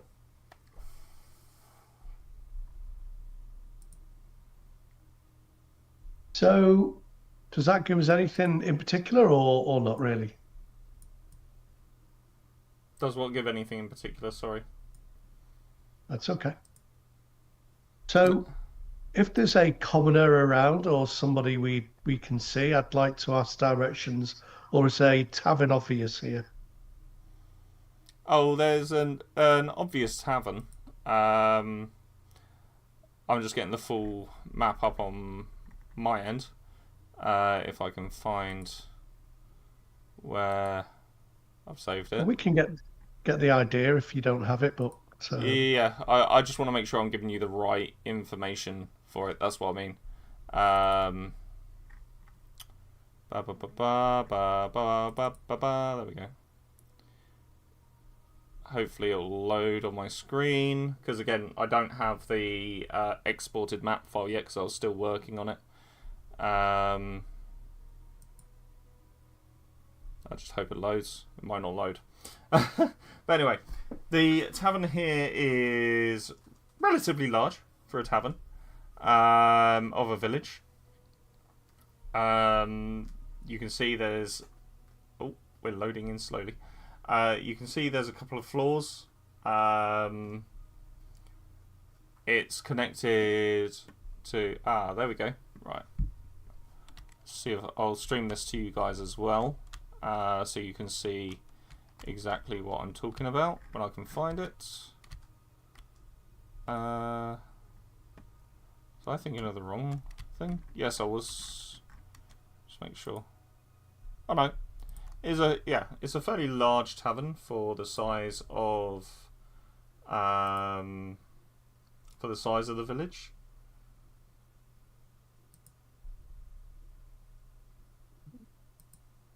Do that. As you can see, that there's a couple of booths, some public-facing tables, a very, very small bar with a winery out the back, and upstairs, as you can see, there's a few nice, cozy little bedrooms, a couple of studies. is this in Fantasy Ground, buddy, or something else? I've just shared my screen on Discord for you so you can see it. Oh. Because as I say, I was still working on the map. I hadn't finished the map. Yeah. That's fine. So this here, for those of you who are watching, it should also appear on the stream. It's going to click off for me, so I might just do this for the moment. We'll go back to that. Hopefully, nice. Well, anyway, yeah. So you can see that it's you got the 3 booths, you got 3 central tables. There's a little bar at the back upstairs. There's a couple of nice rooms, 4 bedrooms with bunk beds. There's 2 little study areas, and there's a very, very expensive looking big bedroom. As you walk in at this time of day, there is a number of patrons in the tavern itself. I can get back to where I need to go.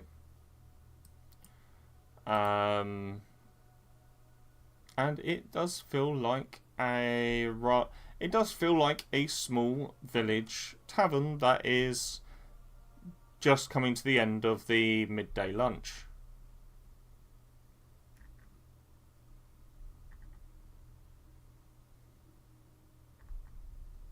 I'll ask Genevieve if it would be worth on the way. No, sorry, no. I'll save that for later. Forget that. Should we get some rooms at least for the night? Plan to stay here for a day or 2? What does the group think? I would agree. We should find out how much the rooms are worth and figure out if it is a costly I'd We can prefer always to stay here. we can always share one room if needs be.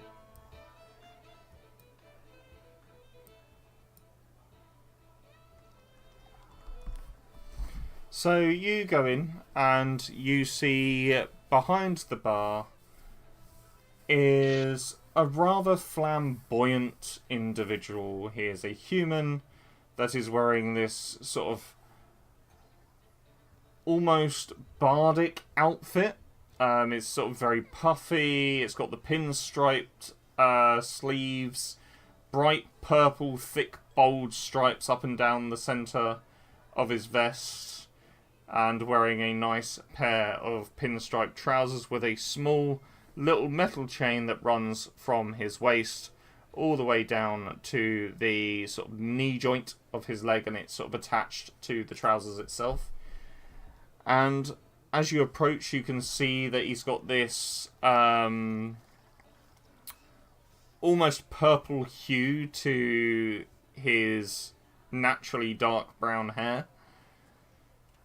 And as you come in, he goes, "Ah, good morning to you all, darlings. You're looking fabulous. Yes, you are.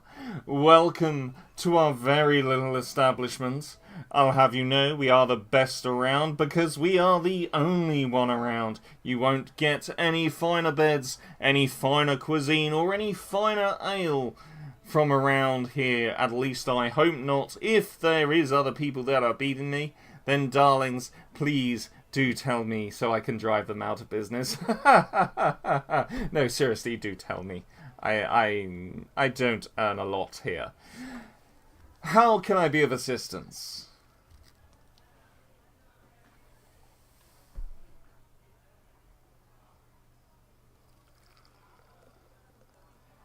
Yeah, this is the first for Luna.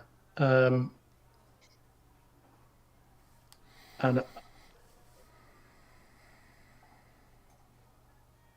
I will say we need some beds for a night, maybe two. 2 beds for the night, eh? I'm curious. Who's sleeping where and with whom? Oh, come on now, don't be shy. We all fornicate from time to time. Yeah, and Luna will kind of put his hand in his head, and he'll say, and then he'll say, no, 4 rooms, 4 beds. So 4 beds for 2 nights. Ah, 4 And beds smalls. for 2 nights. I am so sorry. I did not mean to assume. Although, those 2 do make a handsome couple, as he points to Dark Mew and the Hog, and the Hedgehog.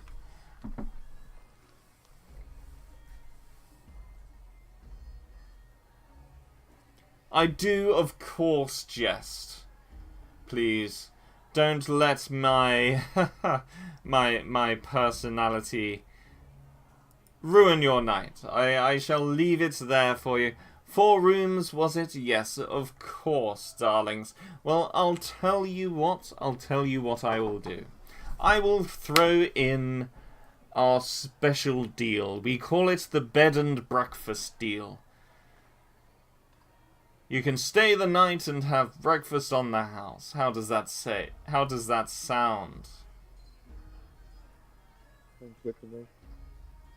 Wonderful, wonderful. Well, in that case, it is 4 gold pieces each. Yes, I know I'm ripping myself off.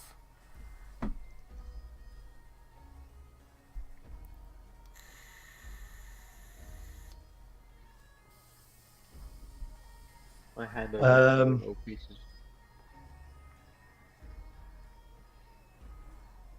That's for the 2 nights, isn't it? Luna says. Oh, 2 nights. I am sorry. 6 gold pieces each. Haha. Discount for the 2nd night for long stays. So I hand over to you.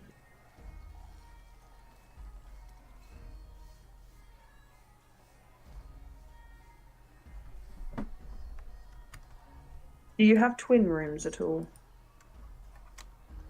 Yes, that unfortunately is all we have, but the price is still the same per person.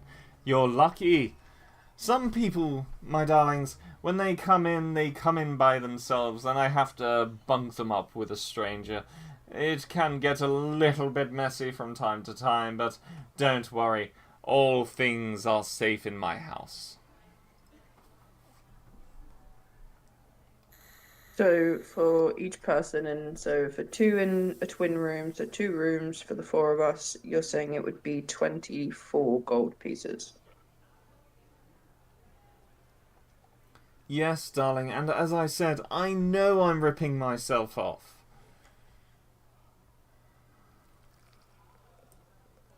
Your little spiny friend here, as fabulous as he is, look at those quills. I just wonder how many times you've had to roll over something to just out of spite or fun.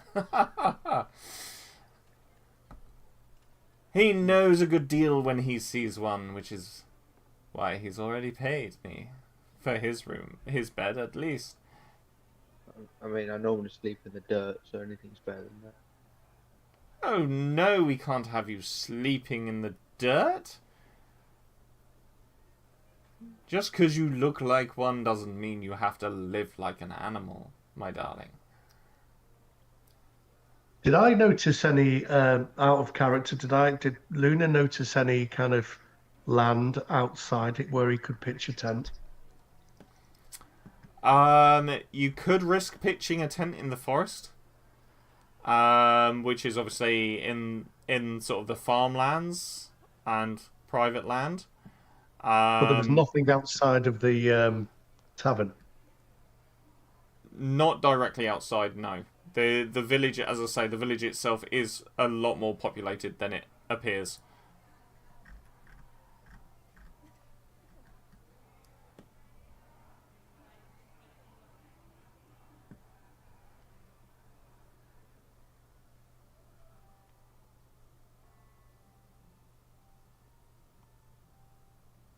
So, Spinel, we should share. Let the ladies share another room.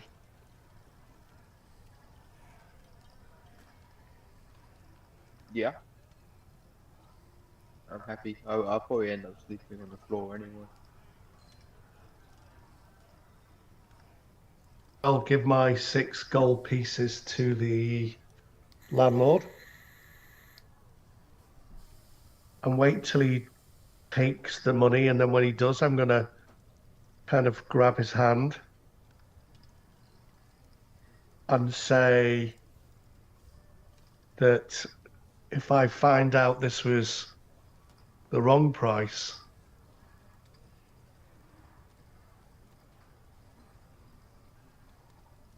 I'll ask Bastille what I should do with you. And he'll smile. Make me an intimidation check.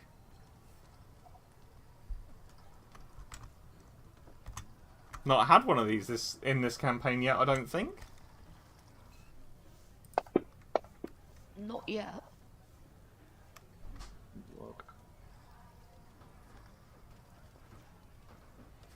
On an 8 for intimidation, he kind of almost laughs it off. You know, he's a barkeep, he hears these kinds of things every day, and he sort of goes, "Oh my, somebody's been on the drink a bit earlier today. I see. But you do have one hell of a grip, my man." As he places his hand over yours, whilst you're clasping both your hands around one of his, he kind of very gently kind of places his hand over the back of yours. Very good. And he'll smile in a nice way. And leave, yeah, I'll leave it at that. And asks for 2 keys. He passes over the 4 keys, 2 of them to the same room, obviously, per pair. Oh, we're all in the same room. No. So you've got two sets of keys, Mm-hmm. both in pairs. So 2 keys are to one room, 2 keys are to another room. So you've each got 1 key to your respective Awesome. rooms. Nice. And he goes, "Now, darlings, what will the drink be?" "Let me guess," as he looks at the Goliath. "You're an ale man." And a hill nod. A good ale mind. "You break my heart, sir. There is nothing finer than the wine in my establishment. Perhaps I could tempt you for a glass. Later on, next to the fireplace." I'll be there. Wonderful. Make me a quick perception check.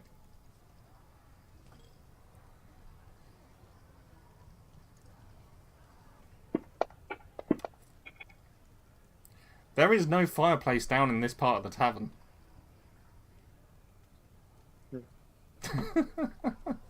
Mm.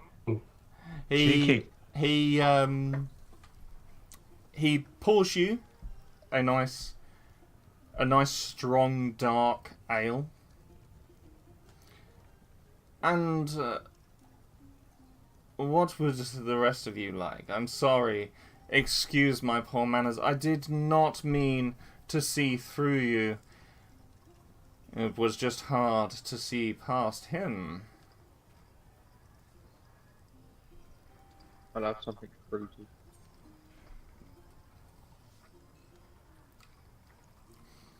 Wine it is, then, my friend.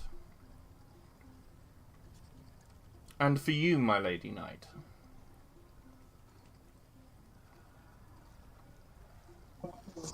Anything strong enough to give me a good night's sleep.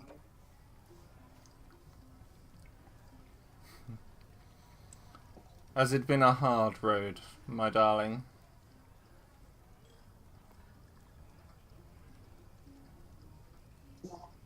Hard? No. Intelligently straining? Yes. We've lost many friends, and I just want to process the loss that I have suffered. Oh, my sweet. I am sure they have found their way to the afterlife by now. Especially yes, my friend with... here has Especially made with... sure.